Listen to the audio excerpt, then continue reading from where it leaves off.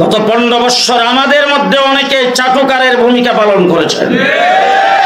আল্লামা মামুনুল হক সহ আমরা যখন জেলের ভিতরে ছিলাম, যারা আমাদেরকে জেলের ভিতরে নির্যাতন করেছে তাদেরকে আপনারা খুশামত করে দেশে চলছেন। এই হচ্ছে যে আপনারা বর্তমানে জানেন যে জাতিসংঘের যে মানবাধিকার অফিস নিয়ে কথা হচ্ছে, এ বিষয়ে দক্ষিণ এশিয়ায় কোনো দেশে কিন্তু কোনো মানবাধিকার অফিস নাই। 2 নম্বর, বাংলাদেশে সিভিল ওয়ার অথবা ভঙ্গুর অর্থ নিরাপত্তা ব্যবস্থা নাই। সুতরাং কারোর কোনো ব্যবস্থাপনায়, আমাদের কারোর কোনো সিদ্ধান্তে আমরা ক্ষতিগ্রস্ত হচ্ছি কিনা, বা আমরা যাদের মুখপত্র, ওলামায়ে কেরাম হলেন গোটা দেশের ওলামায়ে কেরামের মুখপত্র, বিশেষ করে কওমি ঘরানার। পৃথিবীতে যত বাতিল ফিরকা থাকে, সব বাতিল ফিরকার একটা লক্ষ্য উদ্দেশ্য থাকে যে আওয়ামদেরকে আলেমদের থেকে বিচ্ছিন্ন করে দাও। কারণ আওয়ামদেরকে যখন আলেমদের থেকে বিচ্ছিন্ন করে দিবেন, প্রত্যেক কথা বলা ঠিক না। আল্লামা মামুনুল হক সাহেব যে কথা বলবেন, আল্লামা জুনায়েদ হাবিব সাহেব যে কথা বলবেন, হাসান জামিল সাহেব যে কথা বলবেন, আব্দুল বাসাত খান যে কথা বলবেন, সুলতানুল ওয়াজিন যে কথা বলবেন, ওটা আমার জন্য না বলাই ভালো, কারণ আমি ট্যাকেল দিতে পারবো না। ওনারা আল্লাহ তাআলা আমাদেরকে একটি অনুকূল পরিবেশ আমাদেরকে দান করেছেন। অনুকূল পরিবেশের গুরুত্ব এবং মর্ম সেই বেশি অনুধাবন করতে পারে যে প্রতিকূলতার মধ্য দিয়ে সময় পাড়ি দিয়ে আসে। আল্লামা মামুনুল হক সাহেবকে আমি বাংলাদেশে মোল্লা ওমরের জায়গায় দেখতে পাচ্ছি, আর আমরা যারা আসি ওলামা তোলাবা জনতা, কওমি দেওবন্দি ওলামা তোলাবা। মামুনুল হক সাহেবের বিরুদ্ধে মামলা দেওয়া হলো ধর্ষণের মামলা। হ্যাঁ, 2001 সনে মুফতি সৈয়দ ফয়জুল করিম সাহেবের বিরুদ্ধে মামলা দেওয়া হলো যে তখনকার এমপি যে ছিলেন, এমপি কে ঘুষি মেরে দাঁত ফেলে দিয়েছেন, অথচ এখানে উপস্থিতি ছিলেন না তিনি। বর্তমান অন্তর্বর্তীকালীন সরকারকে বলবো, খবরদার কোন সমকামিতার পথে যদি হাঁটেন, রাবেতা ইনশাআল্লাহ মাঠে ময়দানে কঠোর কর্মসূচিতে বাধ্য হবে। মুসা আলাইহিস সালামের উম্মত যেভাবে জিহাদের ময়দানে বলেছিল ইযহাব আনতা ওয়া রাব্বুকা ফাকাতিলা ইন্না হাহুনা কাঈদুন, এরা এরকম বলছে, আমরা এরকম বলবো না। আমরা জিহাদের ময়দানে আপনার ডানে থাকবো, বামে থাকবো, সামনে থাকবো, পিছনে থাকবো। আপনি আগুনে ঝাঁপ দিতে বললে আমরা আগুনে ঝাঁপ দিব। আজকে রাবেতাতুল ওয়াইজিন এর সম্মানিত আকাবির আসলাফদেরকে আমরা বলতেছি, আমি সিলেটের প্রতিনিধি হিসাবে আপনারা যে কোনো কর্মকাণ্ডে, যে কোনো কর্মসূচিতে আমাদেরকে ডাক দিবেন। আপনারা কখনো একা নয়, আমরা সিলেটবাসী আপনার ডানে বামে সামনে পিছনে আগুনে ঝাঁপ দিতে রাজি আছি ইনশাআল্লাহ। সমকালীন অনলাইন আসার কারণে আমরা অনেক সময় আমি কি বলছি, আমি কাকে নিয়ে বলছি, এই বোধ আমাদের অনেক সময় দূর হয়ে যায়। ফলে আমি আমার চেয়েও শ্রেষ্ঠ, আমার চেয়েও বড়, আমার চেয়েও বিজ্ঞ সিনিয়র কারো ব্যাপারে যখন আমরা কথা বলি, ঐক্যর কোনো বিকল্প নাই। আজকে ঐক্য হয়েছে, আমাদের মনে হয় বাংলাদেশে হাজার হাজার ওয়াইজ আছে, ওনাদের ঐক্য আমরা চাই।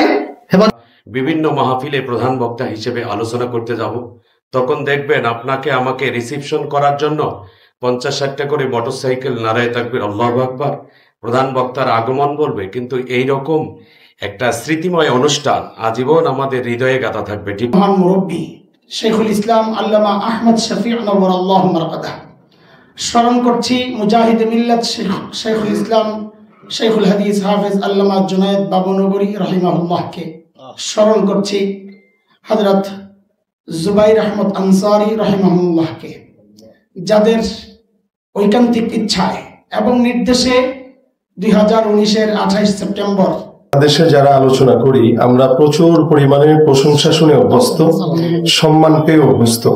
এই জায়গাটা থেকে যদি আমাদের আত্মসমালোচনার একটা জায়গা থাকে। অনৈক্যের মূল কারণ হলো বর্তমানে সমালোচনা।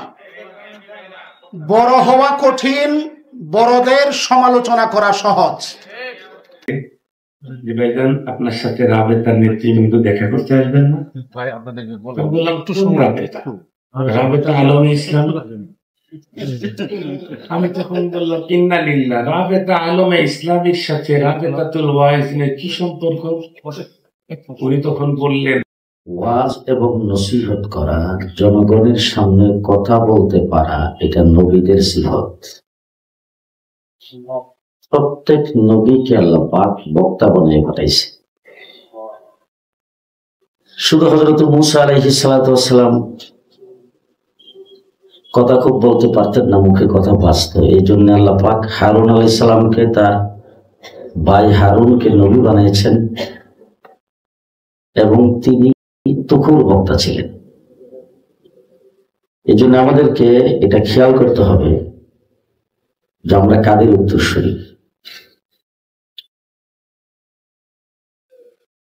দ্বিতীয় নম্বর হলো, আপনারা কিছু মনে করবেন না, অনেকেই আমরা খুব নকল করি, বিভিন্ন ওয়াইজদের নকল। নকল করাটা ভালো কথা, আপনি হুবহু সুর নকল করতে পারেন, এটা ভালো, খারাপ না। কিন্তু আমি অনেক ক্ষেত্রে দেখেছি যে যার সুর নকল করতেছেন তার ওয়াজটা উনি যেখানে বলতে যায় কাশি দিছে, কাশিটা শুদ্ধ নকল। আমার কথা হলো, আপনি নকল করেন, ওনার সুরে কথা বলেন, কিন্তু আপনি নিজে কিছু আকাবির দ্বীনের কিছু কিতাবাদি মোতালা করেন। আমাকে একজন জিজ্ঞেস করেছেন, হুজুর কি কিতাব মোতালা করবো? আমি বললাম যে আমার গাড়ি রাখা আছে, তো গাড়ির সিটের পেছনে যাই দেখে নেন কি কি কিতাব আছে। তো আমাদের আকাবির দ্বীনের অনেক মাওয়াইজ আছে, আমরা সেইগুলি মোতালা করবো। আমাদেরকে একটা পরিচয় মনে রাখতে হবে যে আমরা আহলে সুন্নাত ওয়াল জামাত হানফি দেওবন্দি। জানি না সবাই বোধহয় আমার সাথে একমত হবে। আমরা আহলে সুন্নাত ওয়াল জামাত হানফি দেওবন্দি। আমাদেরকে ওই প্ল্যাটফর্ম থেকে, ওই দৃষ্টিকোণ থেকে কথা বলতে হবে।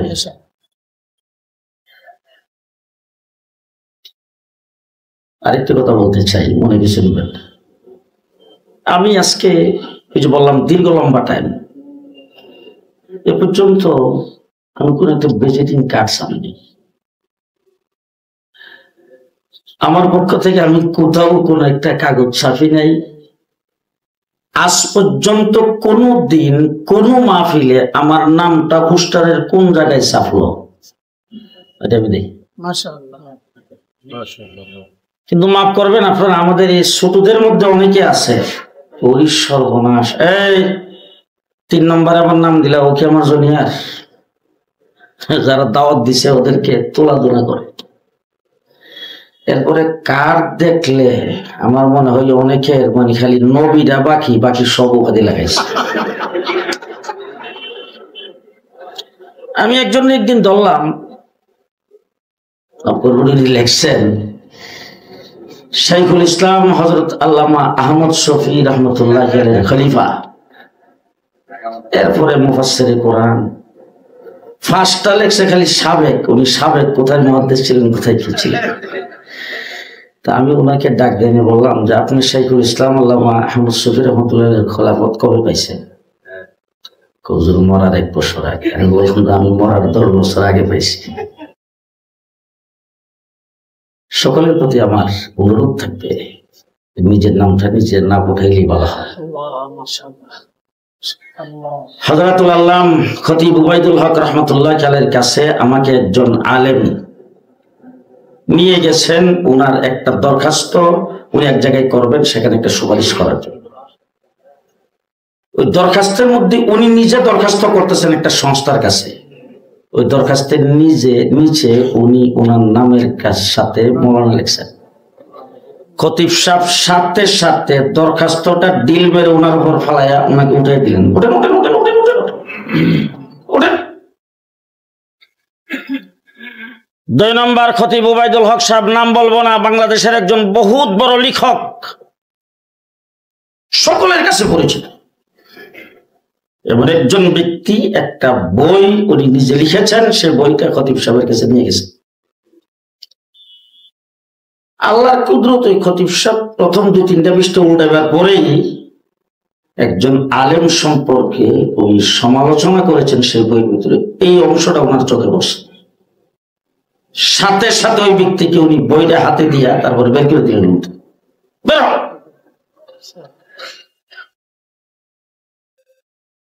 খতিব উবাইদুল হক সাহেব রহমতুল্লাহ আলাইহি বাংলাদেশের রংপুর জুমাপাড়া মাদ্রাসা, আপনারা অনেকেই হয়তো ছিলেন।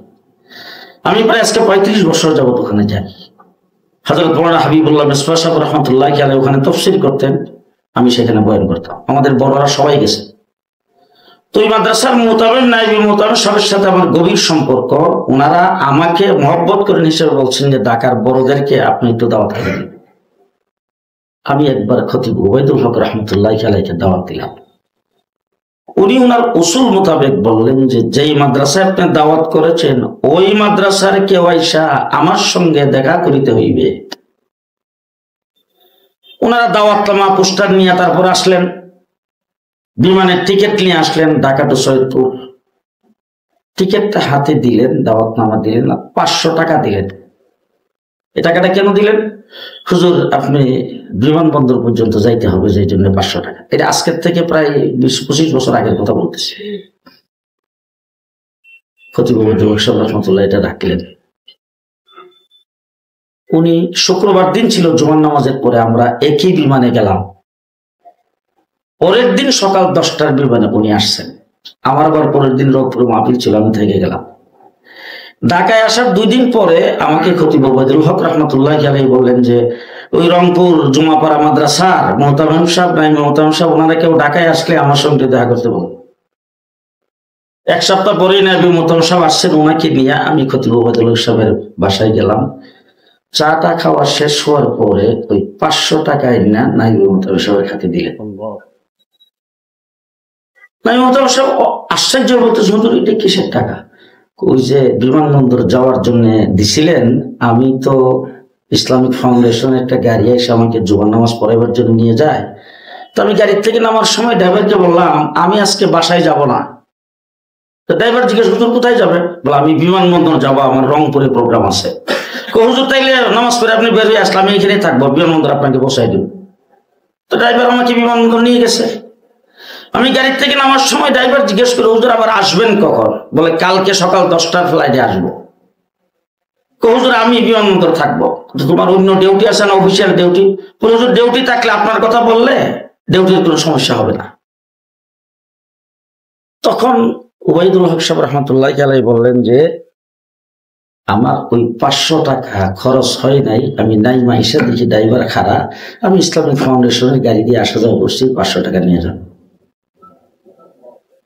এই ছিল আমাদের বড়দের অবস্থা। বাকি বলবো না, নাম বললে চিনবেন। আমাদের একজন বড় মানুষ আমার গ্রামে ওয়াজ করতে গেছে। মাদ্রাসার মুহতামিম সাহেব হাদিয়া দিছে 8000 টাকা। মুহতামিম সাহেবের বুকের উপর টাকাটা মারে বলছে নিয়ে আসেন 10,000।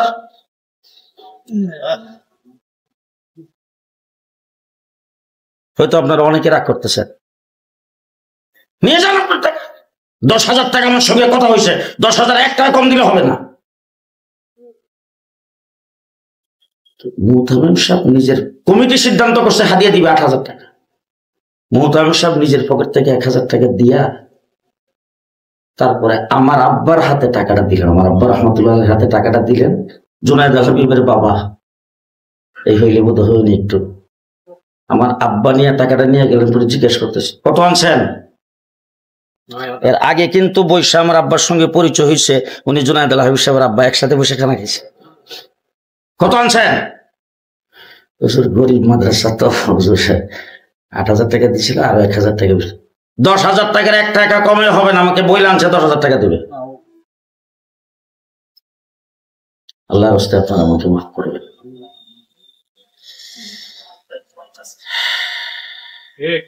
আমাদের অনেকে আছে প্রোগ্রাম রাখার সময় কন্ট্রাক্টের ফর্ম ছাপছে।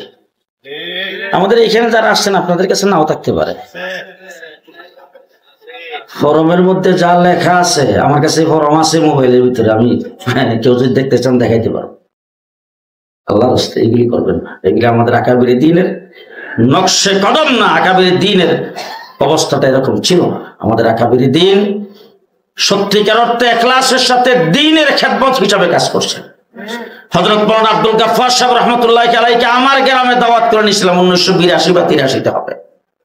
ব্রাহ্মণবাড়িয়া রেল স্টেশন থেকে আমি ওনাকে রিক্সা দিয়ে নিয়ে গেছি, রাত্রে রয়েছে, পরের দিন আবার এসে ট্রেনে উঠাইছি। আমার মনে আছে ওনাকে 200 টাকা হাদিয়া দিয়েছিলাম, এই টাকাটা বারবার দেখতেছে আর বলতেছে তোর বাবার তো কলিজা অনেক বড় রে। আমি আসা যাওয়ার জন্য আমার গাড়ি ভাড়া 100 টাকা দিয়ে আসছিল, দাওয়াত দিয়া আবার এখন 200 টাকা দিয়ে দিল। আমার বন্ধুরা যারা এখানে আছেন বয়স আমার থেকে কম, এই জন্য আমি কথাগুলি বলছি। সর্ব অবস্থায় আমরা হকের পথে অটল থাকবো। গত 15 বছর আমাদের মধ্যে অনেকে চাটুকারের ভূমিকা পালন করেছেন। আল্লামা মামুনুল হক সহ আমরা যখন জেলের ভিতরে ছিলাম, যারা আমাদেরকে জেলের ভিতরে নির্যাতন করেছে তাদেরকে আপনারা খুশামত করে দেশে চলছে। এই অবস্থা সামনে আর কোনোদিন দেখতে চাই না। শেষ কথা, গত পেশিস সরকার নির্যাতন করেছে বিরোধী পথ ও মতের সকলকে। আমি বাংলাদেশের বড় বড় দলের লিডারদেরকে বলছি, আপনাদেরকে 15 বছর যা নির্যাতন করেছে সমস্ত নির্যাতন একসাথে করলে এক রাত্রের শাপলা চত্বরের সমান হবে না। বাংলাদেশের কোন একজন মসজিদের ইমামের মেহরাব নিরাপদ ছিল না, মসজিদের খতিবের মিম্বর নিরাপদ ছিল না, বাংলাদেশের কোন একটা ওয়াজ মাহফিলের স্টেজ নিরাপদ ছিল না। সবচাইতে বেশি নির্যাতিত আমরা হয়েছি। এরপরে আমরা ছাগলের 3 বাচ্চা হয়ে চলবো না, 3য় বাচ্চা হয়ে চলতে চাই না।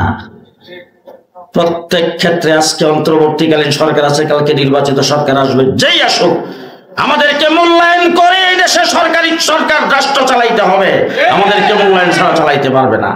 একটা গ্রুপ বাংলাদেশে মানববন্ধন করেছে বাইতুল মুকাররমে, প্রেস ক্লাবের সামনে আমাদের সম্পর্কে বলেছেন এরা হেফাজতি, এরা পাকিস্তানি, এরা রাজাকার, এরা স্বাধীনতা বিরোধী, বিভিন্ন রকম কথাবার্তা বলে সরকারের সাথে তারা মিল রেখে সরকারের সাথে একাত্মতা ঘোষণা করে সরকারের বিভিন্ন কার্যক্রমকে সমর্থন দিয়ে তারা 15 বছর পর্যন্ত চলছেন। তারা সরকারের ছত্রছায়ায় টঙ্গীর বিশ্ব ইজতেমায় আমাদের লোকজনের উপর আক্রমণ করে আমাদের টঙ্গীর মাঠকে রক্তাক্ত করেছেন। সেই সাদিয়ানি গ্রুপ আজকে তারা যায় বিভিন্ন জায়গায় বলতেছেন এরা হলো সরকারের এজেন্ট, সরকারের এজেন্ট। আমরা নাকি কওমি জননী উপাধি দিছি, কওমি জননী আমরা উপাধি দেই নাই। একজন ব্যক্তি তার ব্যক্তিগতভাবে সে কথা বলছেন, আমরা একজনও সেটাকে সমর্থন করি নাই। 15টা বছর পর্যন্ত আমরা সরকার বিরোধী ছিলাম, মাঠে ছিলাম, জুলুম অত্যাচারের বিরুদ্ধে কথা বলেছি।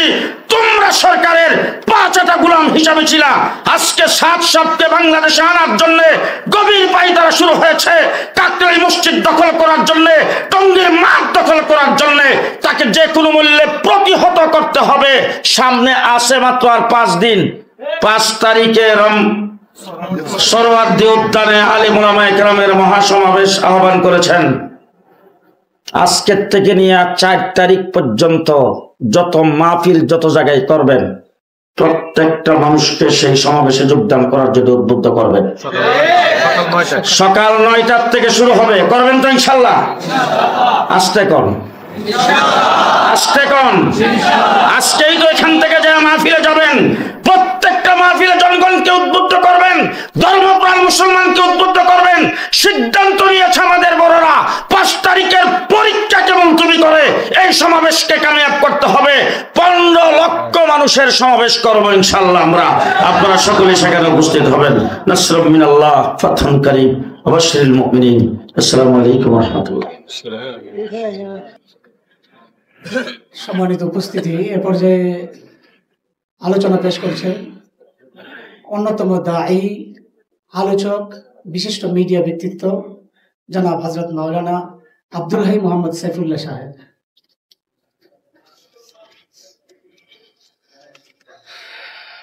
আসসালামু আলাইকুম ওয়া রাহমাতুল্লাহি ওয়া বারাকাতুহু। সম্মানিত হাজিরিন, সকলকে আন্তরিক মোবারকবাদ জানাচ্ছি যে আমার মতো ক্ষুদ্র মানুষকে এখানে কথা বলার সুযোগ দেওয়ার জন্য। আমি সকলের কাছে দোয়া প্রার্থী, সাথে সাথে 3টা বিষয়ে সর্বোচ্চ 1 মিনিটের মধ্যে কথা শেষ করব। একটা বিষয় হচ্ছে যে আপনারা বর্তমানে জানেন যে জাতিসংঘের যে মানবাধিকার অফিস নিয়ে কথা হচ্ছে, এ বিষয়ে দক্ষিণ এশিয়ায় কোনো দেশে কিন্তু কোনো মানবাধিকার অফিস নাই। 2 নম্বর, বাংলাদেশে সিভিল ওয়ার অথবা ভঙ্গুর নিরাপত্তা ব্যবস্থা নাই। সুতরাং ভঙ্গুর নিরাপত্তার দেশ হিসাবে এখানে যদি কোনো এস্টাবলিশ হয় এরকম অফিস, তাহলে আমাদের দেশ স্বীকৃতি হবে এবং এশিয়ার কোনো দেশের সাথে জড়িত নাই। এবং এই কমিশনের যিনি প্রধান, তিনি পৃথিবীব্যাপী একজন পরিচিত সমকামী মুখ। আর সাথে সাথে স্মরণ করায় দিতে চাই পূর্ব তিমুরের কথা, যেই জায়গাতে একটা দেশকে স্বাধীন করা হয়েছে 49 এবং 51% ভিত্তিতে, 51% মাত্র জাতিসংঘ এখানে ভোট করে সেই জায়গাকে স্বাধীন করেছিল এবং সেই জায়গাতে এই সকল কাশ্মীর আজ পর্যন্ত স্বাধীন হয় নাই, কিন্তু যেখানে তাদের স্বার্থের প্রয়োজন পড়ে সেই জায়গায় যে তারা এরকম কমিশন দিয়ে স্বাধীন করে, তারা আমাদের চিটাগাংয়ের দিকে চোখ দিয়েছে, মুসলমানদের জাগরণের দিকে চোখ দিয়েছে। অতএব প্রত্যেক দাঈ আল্লাহকে এই বিষয়ে সতর্ক থাকতে হবে। 2 নম্বর বলতে চাই, বাংলাদেশে একটা প্রথম কালো আছে, এই প্রথম কালো আর দিল্লি স্টার, তারা তাদের স্বার্থ সবসময় বাস্তবায়ন করতে চেয়েছে। স্মরণ করা তাই মেজর জিয়া নামে একজন বাংলাদেশের সোর্ড অব অনার প্রাপ্ত এমন একজন ব্যক্তিত্ব, যার মতো ট্যালেন্ট কোনো সেনাবাহিনীর অফিসার সৃষ্টি হয় নাই এক পর্যন্ত। তাকে জঙ্গিত্ববাদের ট্যাগ দেওয়া হয়েছিল 2টা কারণে। এর একটা কারণ, তার একটা স্ত্রী মারা যাওয়ার পর উনি দ্বিতীয় একটা বিয়ে করেছিলেন, আর তার পরিবার তাকে বলেছিল তিনি ব্যাপক ধর্ম অনুসারী ছিলেন, ব্যাপক ধর্ম অনুসারী। আর দ্বিতীয় বিয়ে করা এই দেশে প্রথম আলোর দৃষ্টিভঙ্গিতে জঙ্গি ট্যাগ লাগানোর একটা মাধ্যম। সেনাবাহিনীকে যদি না ছাড়ে, সুতরাং আমরা আলেমরা যদি এক না হই, আমরা যদি একসাথে চলে এদের বিরুদ্ধাচরণ করতে না শিখি, তাহলে ওরা যেরকম মামুনুল হক সাহেবের গায়ে হাত দিয়েছে, বিভিন্ন জনকে ট্যাগ লাগিয়েছে, আগামী দিনে আপনাকে আমাকেও ছাড়বে না, এক হতে হবে আমাদেরকে।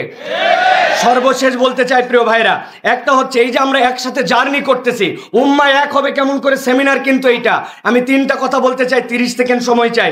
একটা হচ্ছে এই সেমিনারে এক হওয়ার সেমিনার না করে আমরা কোন কোন বিষয়ে আমাদের এক হতে পারছি না টপিক নির্ধারণ করে সেই বিষয়ের সেমিনার করা দরকার। আমার আকীদার সমস্যা, আমার রাজনীতির অমুক দৃষ্টিভঙ্গির প্রবলেম, আলেমদের মধ্যে বিভিন্ন, সেইটাকে টপিক নির্ধারণ করে আমরা সেই সেমিনারে কথা বলে হেওয়ার করি। আমরা মুজাদালায় আর না যাই। হেওয়ার মানে নির্দিষ্ট একটা পয়েন্টে আমরা কতদূর পর্যন্ত এগিয়ে আমাদের ভেদাভেদ দূর করতে পারি, এই সেমিনার আমাদের দরকার। আর আমার মাঠে যেহেতু আমরা কথা বলি, আমি সব সময় বলবো, আমরা অনেক সময় নিজেদের ওজন বিচার না করে এমন এমন কথাবার্তা বলি যেটা জাতীয় নেতৃবৃন্দকেও সেটা সমস্যায় ফেলে। অতএব মেহেরবানি করে বিষয় ভিত্তিক টু দা পয়েন্ট সাবজেক্টিভ ওয়াজ করি, মানুষকে শরিয়ার গুরুত্ব, এই শরিয়ার ফজিলত, এইগুলো বোঝানোর ক্ষেত্রে এই সুসময়টাকে কাজে লাগায়। আল্লাহ আমাদেরকে তৌফিক দান করুক। আসসালামু আলাইকুম ওয়া রাহমাতুল্লাহি ওয়া বারাকাতুহু। জাযাকাল্লাহ। আজিজ তালাবা, অত্যন্ত গুরুত্বপূর্ণ একটি মজলিস। ওয়াজ, দাওয়াত ইসলামের একটি বুনিয়াদী আমল, বুনিয়াদী কাজ। বরং নবী করিম সাল্লাল্লাহু আলাইহি ওয়াসাল্লামের ঘোষণা অনুযায়ী কিয়ামত পর্যন্ত দিনকে টিকিয়ে রাখার জন্য বড় মাধ্যম হলো দাওয়াতের মাধ্যম। বাল্লিগু আন্নী ওয়ালাউ আয়া ফালিয়ুবাল্লিগিশ শাহিদুল গায়ব। বিভিন্নভাবে নবী করিম সাল্লাল্লাহু আলাইহি ওয়াসাল্লাম আমাদেরকে এই দাওয়াতের আমলের তারগিব দিয়েছেন। কোরআনুল কারীমের মধ্যে আল্লাহ পাক আমাদেরকে জায়গায় জায়গায় বিভিন্নভাবে দাওয়াতের আমলের আমাদের তারগিব দিয়েছেন, এর ফাজাইল, এর বারাকাত, এর উপকারিতা, ফায়দা বয়ান করেছেন। তো আজকে তারবিয়াতুল ওয়াইজিন কর্তৃক আয়োজিত এই সেমিনার, ওয়াইজিন ইকরাম যারা সারা দেশবাসীকে, সারা বিশ্ববাসীকে দ্বীনের খোরাক দান করেন, বিভিন্নভাবে তারা জাতিকে দ্বীনমুখী তথা আল্লাহমুখী, রসুলমুখী করেন, তাদের পক্ষ থেকে আয়োজিত অনুষ্ঠান এটা সত্যিকারে অত্যন্ত একটা গুরুত্বপূর্ণ বিষয়। এবং তারা এই উদ্দেশ্যেই এই আয়োজনটা করেছেন যে আমরা সারা দেশে এই দায়িত্ব পালন করি। আমাকে যিনি দাওয়াত দিয়েছেন অত্যন্ত বিনয়ের সঙ্গে, যে আমরা তো দাওয়াতের আমল করি, ওয়াজ নসিহত করি, তিনি একজন অনেক বড় বক্তা আমাদের দেশের, যাকে 2 বছর 3 বছর আগে দাওয়াত না দিলে তার দিন পাওয়া যায় না, সময় পাওয়া যায় না। অত্যন্ত বিনয়ের সঙ্গে তিনি বলেছেন যে আপনাদের উপদেশ রাহনুমাই আমাদের খুব জরুরত। আপনাদের রাহনুমাই আমাদের সামনে না থাকলে আমরা অনেক ভুল ভ্রান্তি করে ফেলবো, অনেক ক্ষতি আমাদের দ্বারা হবে। উপকারের জায়গায় তো এটা এই রাবিতার জন্য অত্যন্ত সম্মানজনক একটি উদ্যোগ। কারণ আমি যে হাদিসটি পড়েছি, মান তাওয়াদা লিল্লাহি রাফাআহুল্লাহ, যদি প্রত্যেকটি ওয়াজের ভিতরে এই অনুভূতিটা জাগ্রত থাকে যে আমরা আল্লাহ তাআলার পক্ষ থেকে মুবাল্লিগ হিসেবে, আল্লাহ নবীর পক্ষ থেকে মুবাল্লিগ হিসেবে আমাদের জিম্মাদারি আদায় করছি, এখানে আমার কোনো বড়ত্বের কিছু নেই। আমার কথা বলার যে সুন্দর একটা তরিকা, আমার গলার যে আওয়াজ, আমার যে আল্লাহ তাআলা এলেমের যে অবস্থান দিয়েছেন, বিভিন্ন কিছু, একজন ওয়াইজ, একজন সুন্দর ওয়াইজ, হ্যাঁ, এটা ইন্না মিনাল বায়ান লাসিহরান, ইন্না মিনাল বায়ান লাসিহরান হাদিসের মধ্যে আসছে যে বয়ানের মধ্যে একটা জাদু আসর আছে, এটা সবাই পারে না। নবী করিম সাল্লাল্লাহু আলাইহি ওয়াসাল্লাম একজনকে উদ্দেশ্য করে বলেছেন, সে এমন কথা সত্যকে মিথ্যে, মিথ্যেকে সত্য বলে এমন ভাবে পেশ করতে পারে যে একেবারে একটা মিথ্যা কথাকে সত্য বলে সে পেশ করলে কেউ অবিশ্বাস করবে না। আবার একটা মিথ্যাকে সত্য বলে পেশ সত্যকে মিথ্যা বলে সে এমন ভাবে উপস্থাপন করতে পারবে কেউ অবিশ্বাস করবে না। তো আল্লাহ তাআলা এই যে একটা সালাহিয়াত ওয়াইজিনে কিরামকে দান করেছেন, এটা আল্লাহ তাআলার পক্ষ থেকে অনেক বড় নিয়ামত উজমা, একটা বড় নিয়ামত আল্লাহ তাআলার পক্ষ থেকে। এই নিয়ামতকে নিজেদের জন্য নিয়ামত মনে করে তার শুকর আদায় করা, এবং তার মধ্যে যদি এই তাওয়াদু এবং ইখলাস এবং শফকাত, উম্মতের প্রতি শফকাত, আমার নিজের কিছুই না, এটা একান্তভাবে আল্লাহ তাআলা আমাকে মেহরবানি করে দিয়েছেন, এই অনুভূতিটা জাগ্রত করে যদি আমরা আমাদের কওমের সামনে আমাদের দায়িত্বটা পেশ করি, দাওয়াতের আমলটা পেশ করি, তাহলে ইনশাআল্লাহ করেন তো অবশ্যই। তারপরে যেহেতু আমাদেরকে বলার জন্য বলা হয়েছে, তাই এটা মুযাকারা, এটা তাকরার। আমার চেয়ে অনেক অনেক যোগ্য উলামায়ে কেরাম এখানে যারা ওয়াজ করেন, তাদের ইলমি যোগ্যতা, ইলমি ওসাত অনেক অনেক বেশি। তাদের কথা যখন শুনি মুগ্ধ হই, তাদের বয়ান যখন শুনি মুগ্ধ হই, তাদের তাহকিকাত, তাদের বিভিন্ন যে নিকাত তারা বয়ান করেন ওয়াজের মধ্যে, কোরআন এবং হাদিসের বিভিন্ন আয়াত, হাদিস, শব্দ, লফজ, তাকি আশ্চর্যিত হই, অভিভূত হই। তো তারপরও আমরা এটা আশা করব, আমি আসলে এমনি কথা বলা অভ্যস্ত না, ইলম কালামও নেই, যে ওয়াইজিনে কিরাম আজকে যে উদ্যোগটা নিয়েছেন, মাঝে মাঝে এরকম উদ্যোগ ওনারা নেবেন, এবং আমাদের এত মানুষের উপস্থিতিরও প্রয়োজন নেই। ওনারা নিজেরা বসে প্রয়োজন কিছু উলামায়ে কেরাম মুরব্বীদেরকে নিয়ে আত্মসমালোচনার ব্যবস্থা করবেন ওনারা, যা আমাদের কোনো ভুল ত্রুটি হচ্ছে কিনা, আমাদের কারোর কথায়, আমাদের কারোর আচরণে, আমাদের কারোর কোনো ব্যবস্থাপনায়, আমাদের কারোর কোনো সিদ্ধান্তে আমরা ক্ষতিগ্রস্ত হচ্ছি কিনা, বা আমরা যাদের মুখপত্র, ওলামায়ে কেরাম হলেন গোটা দেশের ওলামায়ে কেরামের মুখপত্র, বিশেষ করে কওমি ঘরানার দারুল উলুম দেওবন্দের যারা আকাবের আসলাফের তরজের উপর, নাহাজের উপরে চলেন, তাদের মুখপত্র।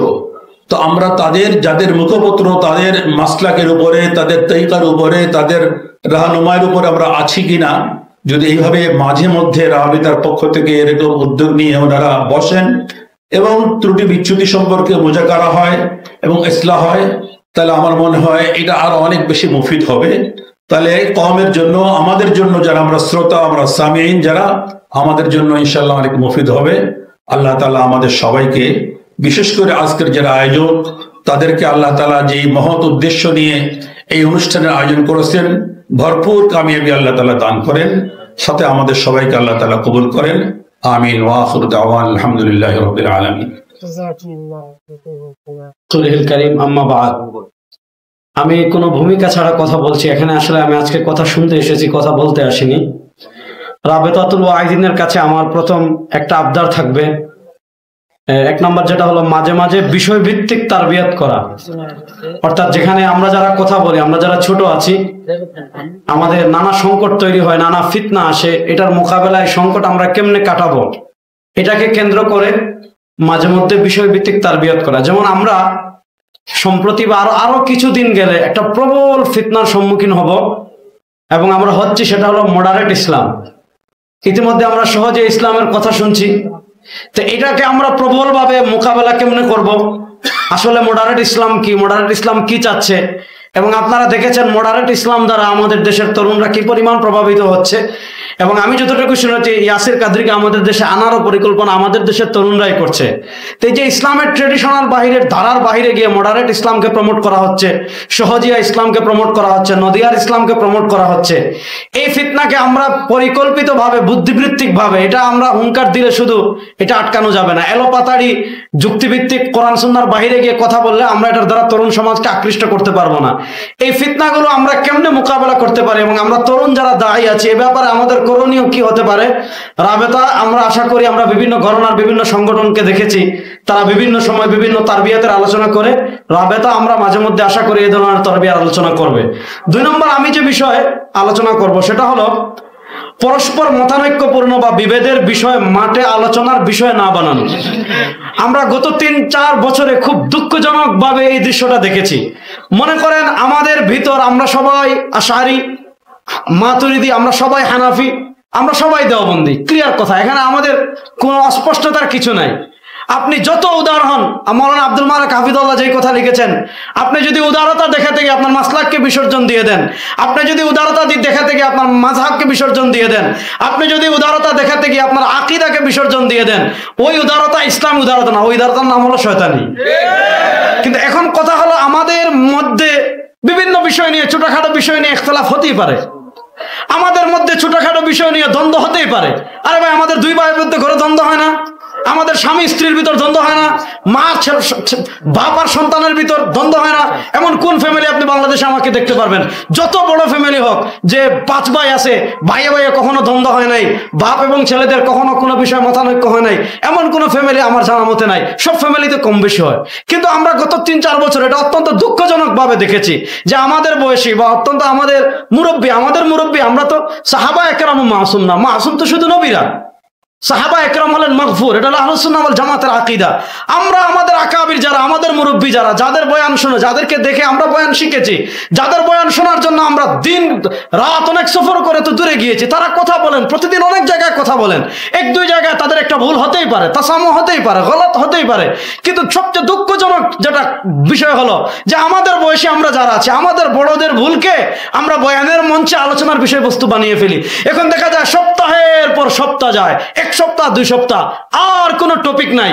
আর আমাদের ইউটিউবার ভাইরা তো আছে মাশাআল্লাহ, আর কোনো টপিক নাই, বাস এই টপিকের উপর আমরা বলতেই থাকি। আমি আপনাদেরকে একটা দুঃখজনক কারগুজারি শোনাচ্ছি, যেহেতু এখানে বড়রা আছেন, এটা সিদ্ধান্ত নেওয়ার জন্য শোনাচ্ছি। গত বছর মাধবপুর আমি এক মাহফিলে গিয়েছি, এখানে একটা বড় মাদ্রাসার মাহফিল। তো আমি আমাদের দেওবন্দ কেন প্রতিষ্ঠা হয়েছে, দেওবন্দের প্রতিষ্ঠা সিপাহী বিপ্লব, তার আগে শাহ আব্দুল আজিজ মুহাদ্দিস দেহলভী থেকে একদম দেওবন্দ প্রতিষ্ঠার আন্দোলন পর্যন্ত আমি বয়ান করেছি। তারপর আমাদের এক বক্তা উঠে এক বিষয়ে বয়ান করেছে, উনি খণ্ডন ওনার পক্ষে যুক্তি উপস্থাপন করেছে, তারপরে আরেকজন এসে উনাকে ধুয়ে দিয়েছে। মানে এক বিষয় যে ওয়াজে টাকা চুক্তি করে নেওয়া যাবে কিনা এটা নিয়ে একজন আরেকজন ধুয়ে দিয়েছে। তা আমি যেটা বলবো, এইরকম আমাদের গরবা যেগুলো আমাদের মুরব্বীরা সমাধান করতে সক্ষম, আমি আপনাদের হাতে পায়ে ধরে বলবো, দয়া করে আমরা এই কঠিন সময়ে আমরা এগুলোকে কি করব না, ওয়াজের বিষয়বস্তু বানাবো না। 3 নম্বর আরেকটা বিষয় বলে আমার আলোচনা শেষ করছি। দেখেন, আমাদের আকাবিররা একদিকে ব্রিটিশ বিরোধী আন্দোলন করেছেন, এবং আমাদের আকাবিরদের মতো সমৃদ্ধ ইতিহাস আপনি পৃথিবীতে কম পাবেন।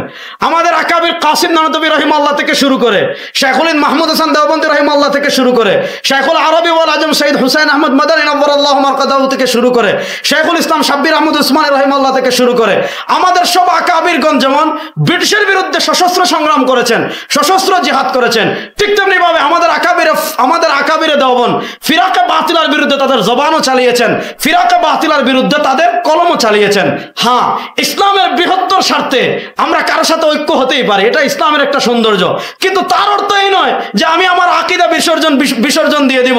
তার অর্থ এই নয় যে আমাদের আকাবিরগণ ভুল অবস্থানে ছিলেন। তার অর্থ এই নয় আমাদের আকাবিরগণ যে বিশাল আমাদেরকে ইলমি কারনামা রেখে দিয়ে গিয়েছেন, ওই কারনামাগুলো ভুল, ওই কারনামাগুলো বাস্তব না, ওই কারনামাগুলো তারা সঠিক বুঝতে পারেন নাই। শুনেন, আল বারাকাতু মা আকাবিরিকুম।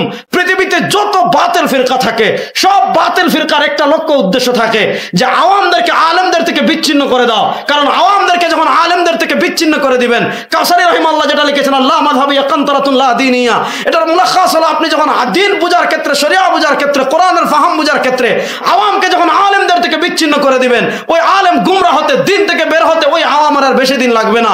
তো এই বিশ্বায়নের এই যুগে নানা দিক থেকে ফিতনা আমাদেরকে ঘিরে ধরেছে।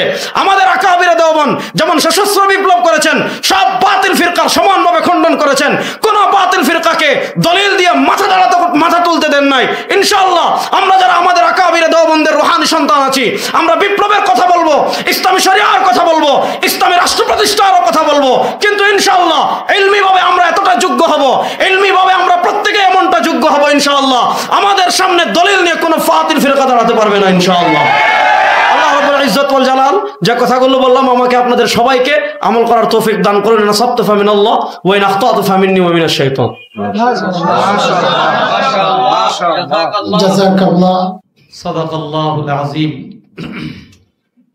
রাবিতাতুল ওয়াইজিন বাংলাদেশের উদ্যোগে উম্মার ঐক্য ভাবনা, খতিব ওয়াইজদের করণীয় শীর্ষক সেমিনারের সম্মানিত সভাপতি, উপস্থিত দেশের শীর্ষ মুরব্বিয়ানে কেরাম, ওয়াইজিনে কেরাম এবং সামনে উপবিষ্ট মাঠে ময়দানে মঞ্চে মেম্বারে যারা কোরআনের কথা, ইসলামের কথা উম্মার সামনে উপস্থাপনের ক্ষেত্রে যার যার পরিসর থেকে যথাসম্ভব ভূমিকা রেখে চলেছেন, আল্লাহ রাব্বুল আলামিনের শুকরিয়া আদায় করি যে আল্লাহ রাব্বুল আলামিন আমাদেরকে একটা দীর্ঘ 15-16 বছরের প্রতিকূলতার পর আল্লাহ তাআলা আমাদেরকে একটি অনুকূল পরিবেশ আমাদেরকে দান করেছেন।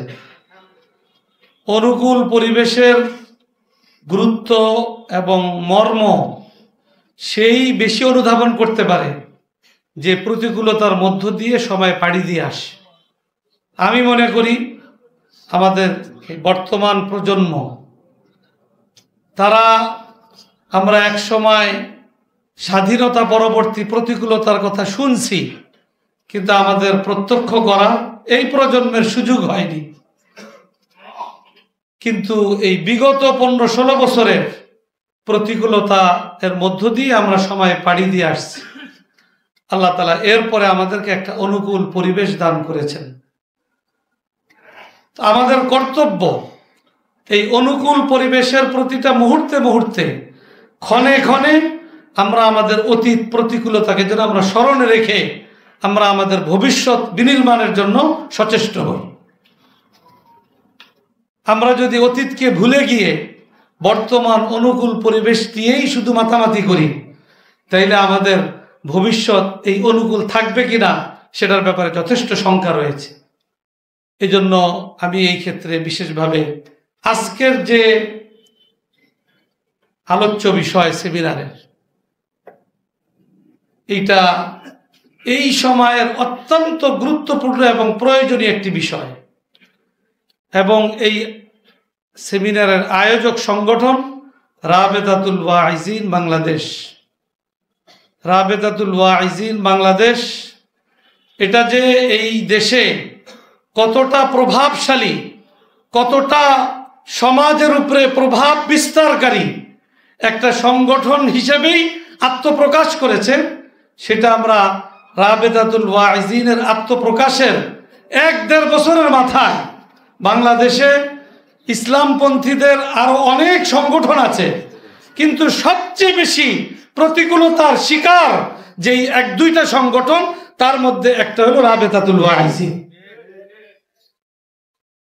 প্রতিকূলতার শিকার হয়ে আমরা কিছুটা অনেক প্রত্যক্ষ করেছি, প্রতিকূলতার মধ্য দিয়ে আমাদেরকেও পাড়ি দিতে হয়েছে। আমরা স্বাভাবিকভাবেই মানুষ হিসাবে আমাদের দুর্বলতা তো আমাদের আছে। প্রতিকূলতা আসলে অনেক সময় আমরা হিম্মত হারিয়ে ফেলি, আমরা আমাদের ওই শক্তির কথা ভুলে যাই। আল্লাহ তাআলা যে আমাকে শক্তি দিয়েছেন, তো শক্তির কিছু পরীক্ষা আল্লাহ তাআলা কি নেবেন না? পরীক্ষার সম্মুখীন হলে যদি আমরা পিছনে চলে যাই, আমরা যদি নিজেদের শক্তির কথা ভুলে যাই, তাইলে আগামীতে আমাদের ভূমিকা পালন করার পর সুগম হবে না, রুদ্ধ হয়ে যাবে। এই জন্য আমি আজকের এই অনুকূল পরিবেশে আমি রাবেতাতুল ওয়াইজিনের দায়িত্বশীল যারা আছেন তাদের দৃষ্টি আকর্ষণ করব। রাবেতাতুল ওয়াইজিনের সারা দেশের অল্প দিনে যে সাংগঠনিক অবকাঠামো গড়ে উঠেছে, বিভিন্ন জেলা পর্যায়ের কমিটি গঠন হয়েছে, সেখানে যারা দায়িত্বে এসেছেন, প্রতিকূলতার মধ্যে, কঠিন পরিস্থিতির মধ্যে নীতি আদর্শের উপরে অটল অবিচল থাকা এবং যে কোনো পরিস্থিতিতে নিজের মানজিলে মাকসাদে পৌঁছার জন্য সচেষ্ট এবং দৃঢ় সংকল্পবদ্ধ থাকা, এটার অভ্যাস নিজের মধ্যে গড়ে তুলতে হবে। তাইলেই আমরা যে সুযোগ পেয়েছি, এই সুযোগকে কাজে লাগিয়ে আমাদের ধর্ম উপদেষ্টা যেটা বললেন যে আমাদের অপার সম্ভাবনা, এবং সেই সম্ভাবনাকে এই বাংলাদেশের সার্বিক পরিবেশ পরিস্থিতির বিবেচনায় ওলামায়ে কেরাম এবং ওলামায়ে কেরামের জবান, এই ওয়াইজিনরা এটাকে ব্যাপকভাবে কাজে লাগানোর ক্ষেত্রে অগ্রণী ভূমিকা পালন করতে পারে। তবে সেই ক্ষেত্রে আমাদেরকে ওয়াজ নসিহাত, এটা তো নববী ধারা, এবং এই ব্যাপারে আল্লাহর কোরআনে আল্লাহ তাআলা বলছেন ওয়াজাক্কির ফাইন্না যিকরা তানফাউল মুমিনিন।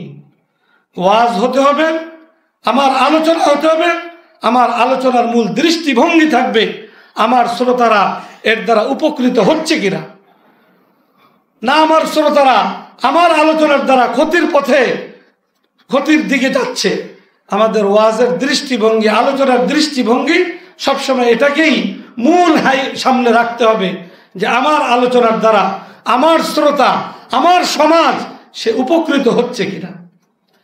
এবং কোরআনে কারীমের আমি আরেকটা আয়াত যে তেলাওয়াত করেছি, কিয়ামতের দিন যারা হতভাগা, যারা দুনিয়াতে কোরআন সুন্নাহ নবী রাসূলদের কথা বিশ্বাস করতে পারেনি, তাদের কথায় সতর্ক হতে পারেনি, তারা যখন আল্লাহ রাব্বুল আলামিনের কাছে বিশেষ আবেদন নিবেদন করবে, আল্লাহ রাব্বুল আলামিনের পক্ষ থেকে তাদেরকে এই কথা বলে নিবৃত করা হবে, আওয়ালাম নুআম্মিরকুম মা ইয়াতাযাক্কারু ফীহি মান তাযাক্কার। আর তার সর্বশেষ হলো ওয়াজাআকুমুন নাযীর, যে তোমাকে আমি দুনিয়াতে সময় দিয়েছিলাম, যতটুকু হায়াত দিয়েছিলাম, সেই হায়াতটাকে যদি তুমি কাজে লাগাতে তাহলে আজকে তোমার এই পরিণত হতো না। এবং তোমাকে আমি যে বিবেক বুদ্ধি দিয়েছিলাম, সেই বিবেক বুদ্ধি দ্বারা যথাযথ নতিজায় তুমি পৌঁছতে সক্ষম না হলেও আমি আমার পক্ষ থেকে তোমাদের কাছে আমি সতর্ককারী, আমি আমার পক্ষ থেকে সতর্ককারী প্রতিনিধি তোমাদের কাছে পাঠিয়েছি। আল্লাহ রাব্বুল আলামিন এই ওয়াজাকুমুন নাযীরের প্রথম মুখাতাব হলো, প্রথম উদ্দেশ্য হলো আম্বিয়ায়ে কেরাম, আর এর পরের দ্বিতীয় উদ্দেশ্য হলো ওলামায়ে কেরাম। আর ওলামায়ে কেরামের মধ্যে প্রকাশ্যভাবে মানুষের সতর্ক করার দায়িত্ব আঞ্জাম দেয় ওয়াইজিনে কেরাম। আমাদের মনের মধ্যে এই চিন্তা থাকতে হবে, আমরা কি প্রকৃত পক্ষে উম্মার নাজির হতে পারছি? উম্মাকে সতর্ক করব তো আগে তো নিজেকে সতর্ক সচেতনতার সাথে প্রতিটা কদম ফেলতে অভ্যস্ত হইতে হবে। আমি আরেকজনের জন্য সতর্ককারী হব আর আমি নিজে সতর্কতার সাথে চলতে অভ্যস্ত হব না, এটা তো কখনো হতে পারে না। এই জন্য আমরা ওয়াইজিনরা যদি আমরা এইভাবে নিজের মধ্যে চিন্তাটাকে ধারণ করতে পারি, এই বিষয়গুলোকে সুস্পষ্টভাবে অনুধাবন করতে পারি, তাইলে আমার ওয়াজ হবে উম্মতের কল্যাণে, আমার ওয়াজ হবে উম্মতকে তাদের সঠিক পথ নির্দেশনায়, উম্মতকে সতর্ক করার জন্য। আর উম্মতের সতর্ক করার ক্ষেত্রে আমি নিজে কতটা সতর্ক সচেতন, এই বিষয়টা আমার প্রতিটা ক্ষণে ক্ষণে, প্রতিটা কদমে কদমে, প্রতিটা পদক্ষেপে, প্রতিটা সিদ্ধান্তে আমার ভিতরে আছে কিনা এটা আমার মধ্যে প্রকাশ পেতে হবে। এইভাবে যদি আমরা ওয়াজের ময়দানে আলোচনা করতে পারি, ইনশাআল্লাহ এর মধ্য দিয়েই গোটা দেশের মধ্যে উম্মতে মুসলিমা একটা ঐক্যবদ্ধ পরিবেশ গড়ে উঠবে। আর এর পাশাপাশি যেটা লাগবে যে খোলা ময়দানের আলোচনায় নেতিবাচক আলোচনা নেই, সমালোচনা নেই। আর আবার সমালোচনা এবং পর্যালোচনা অবশ্যই ব্যবস্থাপনা থাকা দরকার। এইরকম ওয়াইজদের আলাদা বৈঠকের ব্যবস্থা থাকবে, সেখানে তাদের ত্রুটি বিচ্যুতি যথাযথভাবে খোলামেলা আলাপ আলোচনার পরিবেশ থাকতে হবে এবং প্রত্যেকের সেই আলোচনাটাকে মেনে নেওয়ার মতো মানসিকতা নিজের মধ্যে থাকতে হবে। তাইলে দেখা যাবে একদিকে আমরা ঐক্যবদ্ধ সমাজ এবং গোটা দেশের পরিবেশ গড়ার ক্ষেত্রে ভূমিকা পালন করতে পারবো, আবার এরকম রুদ্ধদ্বার বৈঠকে আমার ত্রুটি বিচ্যুতিগুলা সংশোধনের সুযোগ আমি লাভ করতে পারবো। আমি মনে করি এই দুয়ের সমন্বয় এর মধ্য দিয়েই আমাদের আগামী দিনের ঐক্যবদ্ধ গোটা মুসলিম উম্মাহ বাংলাদেশের একটা পরিবেশ গড়ে উঠতে পারে। আর এই ক্ষেত্রে অগ্রণী ভূমিকা পালন করতে পারে রাবেতাতুল ওয়াইজিন বাংলাদেশ। আমি মনে করি যদিও রাবেতাতুল ওয়াইজিন বাংলাদেশের এই সংগঠন হিসাবে পথ চলা বেশি দিন নয়, কিন্তু এইখানের ব্যক্তিগুলা এই অঙ্গনে এর উপরে আস্থাবান, এর চাইতেও আরো বেশি আস্থাশীল আর কোনো জামাত নাই। অর্থাৎ রাবেতাতুল ওয়াইজিন বাংলাদেশ তারা ঠিক এই দুইটা বিষয়কে সামনে রেখে, যে একদিকে আমরা ব্যাপক মজলিসে আলোচনা করব ইতিবাচক, আর আমরা ঘরোয়া মজলিসে খোলামেলা আলোচনা করব আমাদের ভুল ত্রুটির সংশোধনের মানসিকতা দিয়ে। এই দুই আর বাকি দুই যেই কথা বললাম, একটা হলো ওয়াজ নসিহাত করব উম্মার কল্যাণে, এবং ওয়াজ নসিহাতের ক্ষেত্রে প্রতিটা মুহূর্তে মুহূর্তে আমাকে স্মরণে রাখতে হবে আমি কি আল্লাহর পক্ষ থেকে এই উম্মার নাজির হিসাবে বিবেচিত হওয়ার মতো দায়িত্ব পালনকে আমি করতে পারছি। এই প্রশ্নটা আমাকে সবসময় যদি আমাকে আমার দিলের মধ্যে রাইখা আমি এই ময়দানে কাজ করতে পারি, তাহলে ইনশাআল্লাহ পদস্খলন কম হবে, ত্রুটি বিচ্যুতি যতটুকু হবে সেটা সংশোধনের পথ খোলা থাকবে। অন্যথায় পদস্খলন এই পরিমাণ হবে যে সংশোধনের আর পথ খোলা থাকবে না। এই জন্য আমি রাবেতাতুল ওয়াইজিনের অল্প দিন চলেছে আগে, এরপরে দীর্ঘদিন এটা কার্যক্রম স্থগিত রাখতে হয়েছে, আবার আল্লাহ তাআলা অনুকূল পরিবেশ দিয়েছে। অনুকূল পরিবেশের প্রথম খরেই আবার রাবেতাতুল ওয়াইজিন তাদের দায়িত্ব পালনে তারা আবার ময়দানে এগিয়ে আসছে।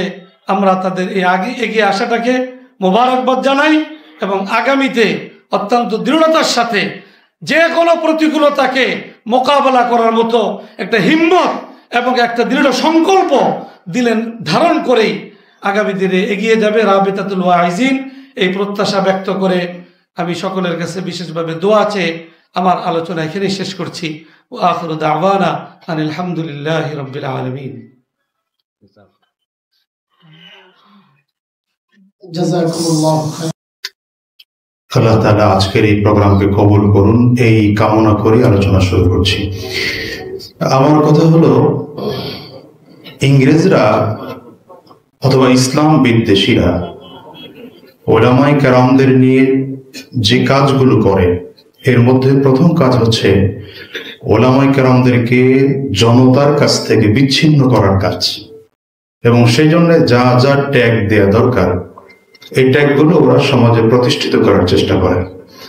যেমন ওলামায়ে কেরাম জঙ্গি, অথবা ওলামায়ে কেরাম সন্ত্রাসী কোনো কর্মকাণ্ডে লিপ্ত, হাজারো বলার পরে যদিও প্রতিষ্ঠিত করতে পারে না, কিন্তু ওরা এটা করেই যাচ্ছে এবং এটা করে ওরা খুব স্বাচ্ছন্দ্য বোধ করে। সর্বশেষ যখন এটাতেও পারে না, তখন ওলামায়ে কেরামদের বিরুদ্ধে এমন এমন কিছু মিথ্যা মামলা দেয়, যে মিথ্যা মামলাগুলো কোনো না কোনো পর্যায়ের মানুষ বিশ্বাস করে। যেমন আমি মাদারীনগর মাদ্রাসায় যখন পড়তাম, মাদারীনগরের নায়েবে মুহতামিম যিনি ছিলেন হযরতুল আল্লামা আলী আকবর সাহেব হুজুর, ওনার বিরুদ্ধে মামলা দেওয়া হয়েছে রমনা বটমূলে হামলার মামলা। অথচ আমরা একদিন প্রশ্ন করেছিলাম, হুজুর আপনি রমনা কখনো গিয়েছেন? হুজুর বলে, আমি তো এই জায়গাটা চিনি না। আমাদের আল্লামা খালিদ সাইফুল্লাহ আইয়ুবী সাহেবের বিরুদ্ধে মামলা দেওয়া হয়েছে ককটেল নিক্ষেপের মামলা, সম্ভবত গুলিস্তানের, পল্টনের। তো এখন এটার সাথে কতটুকু জড়িত আইয়ুবী সাহেব, এটা আমরা সবাই স্পষ্ট জানি। আল্লামা মামুনুল হক সাহেবের বিরুদ্ধে মামলা দেওয়া হলো ধর্ষণের মামলা, হ্যাঁ, 2001 সনে মুফতি সৈয়দ ফয়জুল করিম সাহেবের বিরুদ্ধে মামলা দেওয়া হলো যে তখনকার এমপি যে ছিলেন, এমপি কে ঘুষি মেরে দাঁত ফেলে দিয়েছেন, অথচ সেখানে উপস্থিতি ছিলেন না তিনি। এই কাজগুলো ওরা, এই যে আমাদের কুয়াকাটা হুজুরের বিরুদ্ধে মামলা দেওয়া হলো এহসান গ্রুপের মামলা, অথচ বেচারা একদিনের জন্য সেখানে দাওয়াতে গিয়েছিলেন মেহমান হয়ে, বক্তা হিসেবে। এটা অহরহ চলছে। এখন আমার কথা হচ্ছে, ইংরেজদের অথবা ইসলাম বিদ্বেষীদের বিরোধিতায় আমরা কিন্তু ওদের এক পৃষ্ঠার নাম লিস্টে আছি।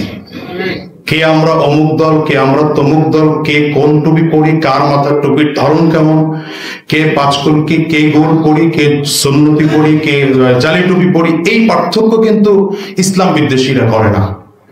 সুতরাং এই জায়গাটা যদি আমাদের মাথায় থাকে তাহলে আমরা বুঝবো যে যেহেতু ওরা এই জায়গায় একমত, সুতরাং আমরাও আমাদের জায়গায় একমত থাকতে হবে। আর দ্বিতীয় হচ্ছে, ইসলাম বিদ্বেষীরা উলামায়ে কেরামদের ঐক্য নষ্ট করার জন্য যা যা দরকার তা করে। অর্থাৎ আমার বিরুদ্ধে আপনার কাছে গিয়ে বলবে, আপনার বিরুদ্ধের কথা আমার কাছে এসে বলবে, যেই কথা বললে আপনার কাছে আমারকে খারাপ লাগে সেই কথাগুলো ওরা বলতেই থাকবে। আমি খুব বেশি ইদানিং আলোচনায় এই কথাটা বলেছি যে আমাদের মধ্যেই একদল লোক আছে যারা আমরা গিয়ে আল্লামা মামুনুল হক সাহেবকে এই কথা বলবো, হুজুর আপনি ইবনে শেখুল হাদিস, আপনার মতো ব্যক্তিত্বের অন্য কারো কাছে গিয়ে ঐক্য করতে হবে, কোনো প্রয়োজন নেই। এই কথা একদল আছে না, নাই বলা। আবার আমাদেরই আরেক দল গিয়ে শাহেখে চরমনাইকে বলবে যে আপনি এত ভক্ত মুরিদ আপনার, সুতরাং ঐক্যের রাস্তায় আপনার হাঁটার কোনো প্রয়োজন নাই। তো এই জায়গাগুলো যদি আমাদের মধ্যে থাকতেই থাকে তাহলে আমরা কোনোদিন সফলতার মুখ দেখবো না। এই জন্যে আমি আজকে আয়োজকদের প্রত্যেকেই, আমার ওস্তাদ তুল্য মুরব্বী, প্রত্যেককে অন্তর থেকে মোবারকবাদ জানাই। রাবেতাতুল ওয়াইজিন যেন গঠিত এই লক্ষ্যে হয় যে আমাদের কথা এক হবে, কাজ এক হবে, উদ্দেশ্য এক হবে, বক্তব্য এক হবে, এবং আমরা কখনো কারো বিরুদ্ধে অন্তত স্টেজে বক্তব্য দেব না। ভাই আমি 1 ঘন্টা কথা বললে আমার 1 মিনিট ভুল হতে পারে, কিন্তু আমার এই ভুলটা যদি অন্য কোনো আলোচক ইউটিউব একটু ভিউ পাওয়ার জন্য বিশাল করে বলে ফেলে, আর এখন তো মানে আমি যে বিপ্লবী এটার প্রমাণ করার বিষয় হলো বড়দের বিরুদ্ধে কথা বলা। সুতরাং আমি আজকে আহ্বান জানাবো এতটুকু যে রাবেতাতুল ওয়াইজিন থেকে এই জায়গাটা তৈরি হোক, আমাদের উলামায়ে কেরামদের মধ্যে হৃদ্যতা, আন্তরিকতা, মহাব্বত, ভালোবাসা তৈরি হোক, ওয়াইজদের মধ্যে, ওয়াইজিনদের মধ্যে একটা মহাব্বত, ভালোবাসা তৈরি হোক। কেউ কারো বিরুদ্ধে মাঠে ময়দানে ওপেন বলবো না, যদি কারো দোষ ত্রুটি দেখি আমরা বিতর্কতভাবে আলোচনা করব। আল্লাহ তাআলা আজকের এই প্রোগ্রামকে কবুল করে নিক। উলামায়ে কেরামদের ঐক্যের দ্বার প্রান্ত খুলেছে, আল্লাহ তাআলা ঐক্যের সর্বশেষ পর্যায়ে পৌঁছার তৌফিক দান করুন। আমার জন্য দোয়া চাই, আপনাদের জন্য দোয়া করি। আসসালামু আলাইকুম ওয়া রাহমাতুল্লাহ। এই মুহূর্তে আমাদের সামনে আলোচনা নিয়ে আসছেন আমাদের রাজপথের লড়াকু সৈনিক হযরতুল আল্লাম জনাব মহিউদ্দিন রব্বানী হাফিজাহুল্লাহ, মহাসচিব তাহফুজে আন্তর্জাতিক তাহফুজে খতমে নবুয়ত বাংলাদেশ।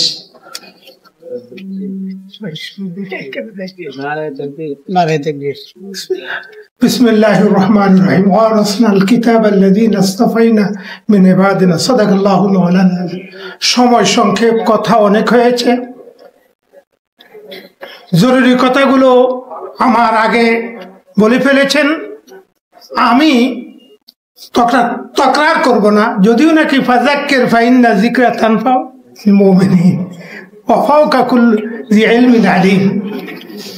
যা হোক, রাবেতার ওয়াইজিনের পক্ষ থেকে আয়োজিত আজকের এই সেমিনারের সম্মানিত সভাপতি, মঞ্চে উপবিষ্ট রাবেতা নেতৃবৃন্দ, সমবেত ভাইয়েরা, আমি রাবেতাদের বলবো, রাবেতা রপ্ত করার জন্য, সমন্বয়ের জন্য আমরা আশা করব আপনারা এমন সমন্বয় করবেন যেন কাদা ছড়াছড়ি দেশের কোন বক্তাদের মাঝে আমরা ফেসবুকে না দেখি। অত্যন্ত দুঃখের সাথে বলতে হয়, আমি ভুল করেছি, কথা বলতে আমার ভুল হতে পারে। উলামায়ে কেরাম, মুহাদ্দিসিন জানেন কেন? উম্মতের শিক্ষার জন্য। তাইলে ভুল হবে, আমিও ভুল করতে পারবো, আমার ভুল যেভাবে সংশোধন করার নিয়ম সেভাবে সংশোধন করার আহ্বান জানাচ্ছি। 1। 2 নম্বর, আমরা যারা ওয়াইজ আছি আমরা একটু নামাজের প্রতি আজকে যেভাবে আজকে রাবেতা এহতেমাম করেছেন, মাহফিলগুলোর মধ্যে নামাজের ওই এহতেমাম হয়? বলেন, নামাজ সব কি কেমন ইবাদত সব জানি। 1, 2, 3 নম্বর, আমি রাবেতাকে বলবো যে আপনারা বিভিন্ন জায়গায় বিভিন্ন মাদ্রাসাগুলো যান, আপনারাই বাংলাদেশের ওয়াইজ, আপনারাই সুলতানুল ওয়াইজিন, আপনারাই খতিবে বাঙ্গাল, আপনাদেরকে সারা বাংলাদেশের ওয়াজের মাঠে ময়দানে আমরা দেখি, আপনারাই আমাদের কণ্ঠস্বর, আপনারাই আমাদের দিক নির্দেশক, আপনারা আমাদের আগামী দিনের পথ আপনারা যেই বিভিন্ন মাহফিলগুলার দাওয়াত নিচ্ছেন, সেগুলো যে মাদ্রাসার কর্তৃপক্ষ দিচ্ছেন সেদিকে আপনাদের সুদূর দৃষ্টি আমি দিচ্ছি, সেটা একটু লক্ষ্য রাখবেন। আর 2 রাকাত নামাজ পড়ে রুনা জারি করে ইখলাসের সহিত বয়ান করব, ইনশাআল্লাহ এই জাতির মাঠ আমাদের দখলে, মিম্বর আমাদের দখলে, মসজিদ আমাদের দখলে, দেশ আমাদের দখলে হবে। আমি পরিশেষে বলবো, আমাদের দেশে জাতিসংঘ থেকে যে কমিশন গঠন, মানবাধিকার কমিশন গঠন করার জন্য যে জাতিসংঘ চেষ্টা করছে, বর্তমান অন্তর্বর্তীকালীন সরকারকে বলবো, খবরদার কোন সমকামিতার পথে যদি হাঁটেন, রাবেতা ইনশাআল্লাহ মাঠে ময়দানে কঠোর কর্মসূচিতে বাধ্য হবে।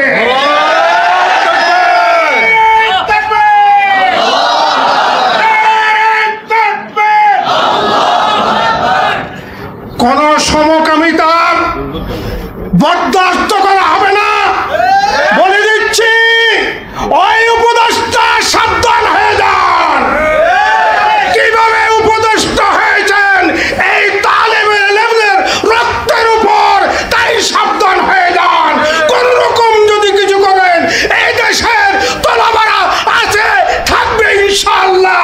পরিশেষে আমাদের রাবেতার সমস্ত বক্তাদেরকে বলবো, এই 17 বছরে কাদিয়ানীদের দূরত্ব বেড়েছে, তার জন্য কমপক্ষে 5টা মিনিট বরাদ্দ রাখবেন কাদিয়ানীর ব্যাপারে। আসসালামু আলাইকুম। জাযাকুমুল্লাহ, হায়াকুমুল্লাহ। ঐক্যের জন্য প্রথম যে জিনিসটা জরুরি সেটা হচ্ছে অনৈক্যের উপাদানগুলোকে চিহ্নিত করে ওই সমস্ত বিষয়গুলোকে যে কোনো মূল্যেই হোক প্রতিরোধ করা, এবং সেই বিষয়গুলো যেন কোনোভাবেই আমাদের মাঝে ছড়াতে না পারে সেই চেষ্টাটা করা। আমরা যারা ওয়াইজ আছি আমাদের জন্য জরুরি এই বিষয়গুলো চিহ্নিত করা, যে কোন কোন বিষয়, কোন কোন পয়েন্ট, কি কি জিনিসগুলো আমাদের মাঝে অনৈক্যের বিষ ছড়িয়ে দেয়, সে বিষয়গুলোকে আমি চিহ্নিত করব। এই জায়গায় যদি আমি ব্যক্তিগতভাবে যুক্ত থাকি, তাহলে যদি আমি আমার জায়গা থেকে পরিশুদ্ধ হই এবং আমি যদি সংযত হই, আমি যদি চেষ্টা করি যে এটা আমি পরিশুদ্ধ করব, ইনশাআল্লাহ আমি আশা করি সামগ্রিকভাবে এর প্রভাব আমাদের সবার মাঝে পড়বে।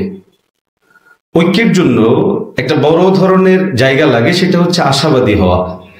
কোনো মানুষ যদি কোনো কাজে সফল হতে চায়, তার জন্য এটা খুবই জরুরি বিষয় যে নিজে যেই কাজটা করতে চাই এই কাজের ব্যাপারে নিজের এতেমাদের জায়গা থাকা এবং নিজে আস্থার সহ সামনে অগ্রসর হওয়া, যে আমি ইনশাআল্লাহ সেই কাজটা করব।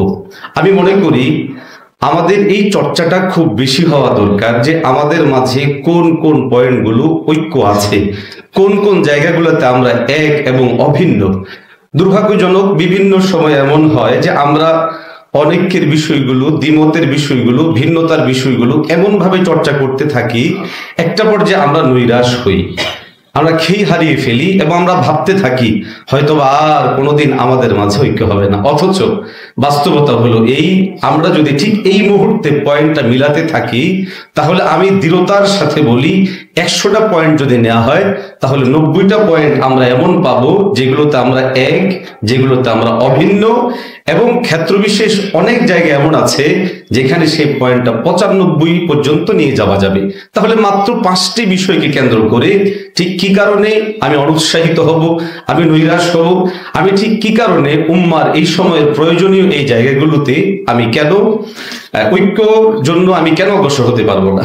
অতএব আমি মনে করি ঐক্য ভাবনার জায়গা থেকে আমরা যদি ভাবি এবং নিজেদেরকে গড়ে তোলার চেষ্টা করি, আশা করি ইনশাআল্লাহ ওয়াইজিনরা এই জায়গাটা পূর্ণ করতে পারবেন। দ্বিতীয় নম্বর পয়েন্ট যেটা ছিল সেটা হচ্ছে ওয়াইজিনদের জন্য করণীয়। ওয়াইজিনদের জন্য আলহামদুলিল্লাহ আমাদের শ্রদ্ধাভাজন মুরব্বীরা কথা বলবেন। আমি শুধু একটা পয়েন্ট নিয়ে কথা বলি, সেটা হচ্ছে যে পয়েন্টটা নিয়ে আমরা কাজ করি বিভিন্ন ফেরাত নিয়ে। যুগে যুগে আমাদের পূর্বসূরীরা বিভিন্ন ভ্রান্ত মতবাদ, বিভিন্ন ব্যক্তি কিংবা গোষ্ঠী অথবা জনগোষ্ঠীর ভ্রান্তি নিয়ে বলেছেন, কিন্তু এই ভ্রান্তি নিয়ে আমি কেন বলবো এবং কতটুকু বলবো এবং বলার ক্ষেত্রে আমার শব্দ চয়ন কেমন হবে এটা খুব জরুরি। আমাদের দেশে একটা ব্যাপক চর্চা হচ্ছে এই যে বাতিল মতবাদ অথবা ভ্রান্ত মতবাদ, এই নিয়ে কথা বললে তো শব্দের শুরুতে আর নামের শুরুতে আমার একটা উপাধি অবশ্যই যুক্ত হওয়া চাই, সেটা হচ্ছে বাতিলের আতঙ্ক। এটা একটা ভয়াবহ শব্দ এবং প্রকৃত অর্থেই এটা একটা আতঙ্কিত শব্দ। আতঙ্ক তাকেই বলে যার কাছ থেকে মানুষ দূরে থাকে। ফেরাক আদিয়ান নিয়ে কাজ করা কিংবা ফেরকায়ে বাতিলা নিয়ে কাজ করার এই না যে আমার থেকে লোকেরা দূরে থাকবে, আমাকে দেখলে লোকেরা ভীত সন্ত্রস্ত হবে, আমার নাম শুনলে লোকদের মাঝে একটা প্রকম্প তৈরি হবে। তাহলে এই জায়গার মধ্যে এসে আমি আমার দাইয়ানা আন্দাজে কাজ করার যে সুদূর প্রসারী লক্ষ্য, সেই জায়গাটা আমি উপনীত হতে পারবো না। আমাদের মুরব্বীরা আমাদেরকে বরাবরই বলতেন, আমাদের দায়ীদের মধ্যে যারা এই জায়গাটায় কাজ করেন, চাই সেটা আদিয়ানের মোকাবেলায় হোক অথবা কোনো সুনির্দিষ্ট বিভিন্ন আমাদের অভ্যন্তরীণ ভ্রান্তি বিচ্ছুতি নিয়ে হোক, এটা খুবই গুরুত্বপূর্ণ বিষয় যে আমি কার ব্যাপারে কথা বলছি। আমি যদি কোনো বাতিল গোষ্ঠী এমন হয় যাদের মধ্যে কুফরি আছে, তাদের ব্যাপারে কথা বলার সময় আমার যে শব্দ চয়ন হবে, বডি ল্যাঙ্গুয়েজ হবে, ওই একই বিষয়টা আমাদের আভ্যন্তরীণ এমন কোনো মুসলিম জনগোষ্ঠী যাদের মধ্যে কোনো ভ্রান্তি বিচ্ছুতি আছে, তাদের ব্যাপারে কথা বলার সময় আমার শব্দ চয়ন ওইরকম কঠোর হবে না এবং আমার বডি ল্যাঙ্গুয়েজও ওইরকম রুক্ষ হবে না এবং অত কঠোর না হওয়া চাই। কিন্তু আমাদের জন্য এটা একটা বড় দুর্ভাগ্য, সেটা হচ্ছে এই যে আমাদের তুলনামূলক যারা কাছাকাছি এদের ব্যাপারে আমাদের আচরণ হয় বেশি কঠিন, এর চেয়ে আরেকটু যারা দূরে এদের ব্যাপারে আরো সহনশীল। এইভাবে এমন একটা পরিবেশ তৈরি হয় যেটা আমাদের জন্য বরাবরই ভয়ঙ্কর এবং ভয়াবহ হয়। ওয়াইজিনদের জন্য এবং আমি আমার ব্যক্তিগত জায়গা থেকে মনে করি, আমাদের মধ্য থেকে কেউ যদি এভাবে কোনো ফেরাতে বাতিলা নিয়ে কাজ করি তাহলে আমাদের জন্য এটা জরুরি আমি কে, আমি কতটুকু কথা বলবো এবং আমি কিভাবে বলবো এই বিষয়টা আমাকে চিহ্নিত করা। আমাদের শ্রদ্ধেয় মুরব্বীরা উস্তাদরা আমাদেরকে যখন তালিম দিতেন তখন বলতেন একজন মুনাজির তার ভূমিকা হলো একজন ডাক্তারের মতো। একজন এখনকার সময় এমন হলো যে ওই যে বাতিলের আতঙ্ক, এই ধরনের শব্দচয়নের ব্যাপকতা হওয়ার কারণে আমাদের কাছে খুব বেশি মজা লাগে, আমরা খুব বেশি এই বিষয়টাকে গ্রহণ করি যার শব্দচয়ন খুব কঠোর হয় এবং যিনি কথা বলার সময় তাদেরকে একেবারেই জাহান্নাম পর্যন্ত পৌঁছিয়ে দেন। মোহতারাম হাজিরিন, এটা কোনোভাবেই না।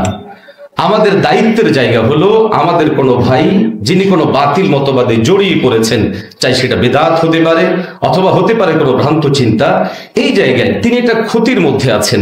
আমাদের ওস্তাদরা বলতেন তুমি তোমার জায়গা থেকে কল্পনা করবে তোমার সামনে যদি একজন ভাই পানিতে পড়ে অথবা যদি একজন ভাই চতুর্দিক থেকে আগুন তাকে ঘিরে ধরেছে, এই অবস্থায় তোমার অনুভূতি যেমন হবে, এই জায়গায় তোমার অনুভূতি যেন এমন হয় একজন ভাই বেদাতে যুক্ত হয়েছেন, ওই জায়গায় তাকে আমি কিভাবে জাহান্নামী সাব্যস্ত করব, তাকে আমি বেদাতি বলে বলে আমি আমার জায়গা থেকে খুব খুশি হব এটা না হয়ে বরং দিলের চেষ্টা যেন এটা থাকে, যে কোনো মূল্যেই হোক আমি যেন আমার এই ভাইয়ের এই বেদাতি ভাবনাটাকে, এই শিরকানা ভাবনাটাকে, এই ত্রুটি বিচ্ছুতিগুলোকে সংশোধনের মাধ্যমে হেদায়েতের পথে আনতে পারি।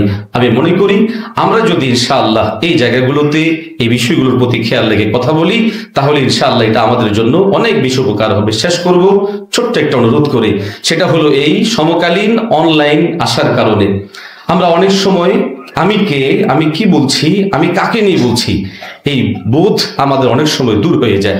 ফলে আমি আমার চেয়েও শ্রেষ্ঠ, আমার চেয়েও বড়, আমার চেয়েও বিজ্ঞ সিনিয়র কারো ব্যাপারে যখন আমরা কথা বলি, এবং কথা বলার সময় কখনো কখনো বড় ধরনের আত্মঘাতীমূলক আচরণ আমরা করে বসি, এই জায়গাটা আমরা উপলব্ধি তৈরি করি।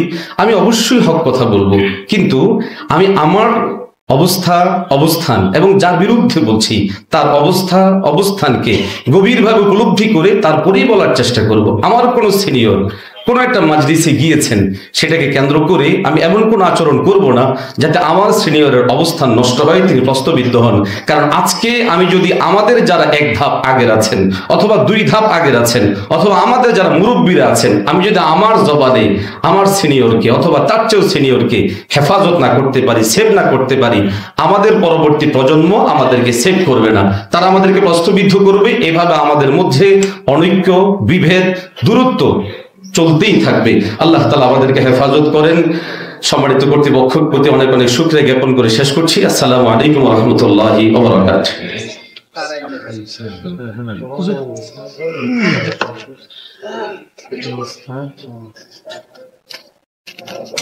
আলহামদুলিল্লাহ, ইতিমধ্যে আমরা লক্ষ্য করেছি আমাদের আজকের অন্যতম মেহমান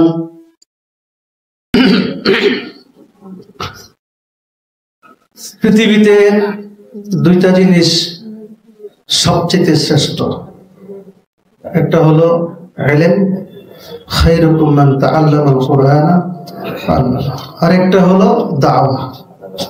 ওয়া মান আহসানু কাওলাম মিম্মান দাআ ইলাল্লাহ। আলহামদুলিল্লাহ, এই ইলম এবং দাওয়া মাজমা হলো ওয়াইজিনে কেরাম, ওয়াইজিন এবং খুতাবা। ইলমের কথা পরে বলি, তবে ইলম হচ্ছে ক্বাবলা কুল্লি শাই। ইমাম বুখারী রাহমাতুল্লাহ আলাইহি বলেন, আল ইলমু ক্বাবলা আল কওলি ওয়াল আমাল, লিকাউলিহি তাআলা ফা'লাম আন্নাহু লা ইলাহা ইল্লাল্লাহ ওয়াস্তাগফির লিযামবিক ফাবাদাআ বিল ইলম। قال البخاري فبدأ الله تعالى بالعلم। আমি কথা বলতে পারি না, ইলমও নাই, ওয়াইজিন এবং খুতাবাদের সামনে কথা বলার মতো যোগ্যতা নাই। দেখতেছি সামনে আমাদের কিছু আজিজ তলাবা আছে, তাদেরকে লক্ষ্য করে বলতেছি সবকিছুর পূর্বে ইলম শিখে নাও। ইলম হচ্ছে রাসুল মাল, আসল সম্বল হলো ইলম। ইলম ছাড়া বক্তা হইলে খতরনাক, ইলম ছাড়া তাবলীগ করলে গুমরাহি। ফা'লাম আন্নাহু লা ইলাহা ইল্লাল্লাহ, এই আয়াত দ্বারা বুখারী ইস্তেদলাল করছে আল ইলমু ক্বাবলা আল কওলি ওয়াল আমাল, কথা বলার পূর্বে, বক্তা হওয়ার পূর্বে, তাবলীগ করার পূর্বে ইলম, ওয়াল আমাল, আমলের পূর্বে ইলম। বলেন যে লিআন্না শাই ইউলামু আউওয়ালা সুম্মা ইউমালু বিহি। ছাত্রদের সামনে বাংলা বলতে হবে না, তরজমা করার সময় নেই।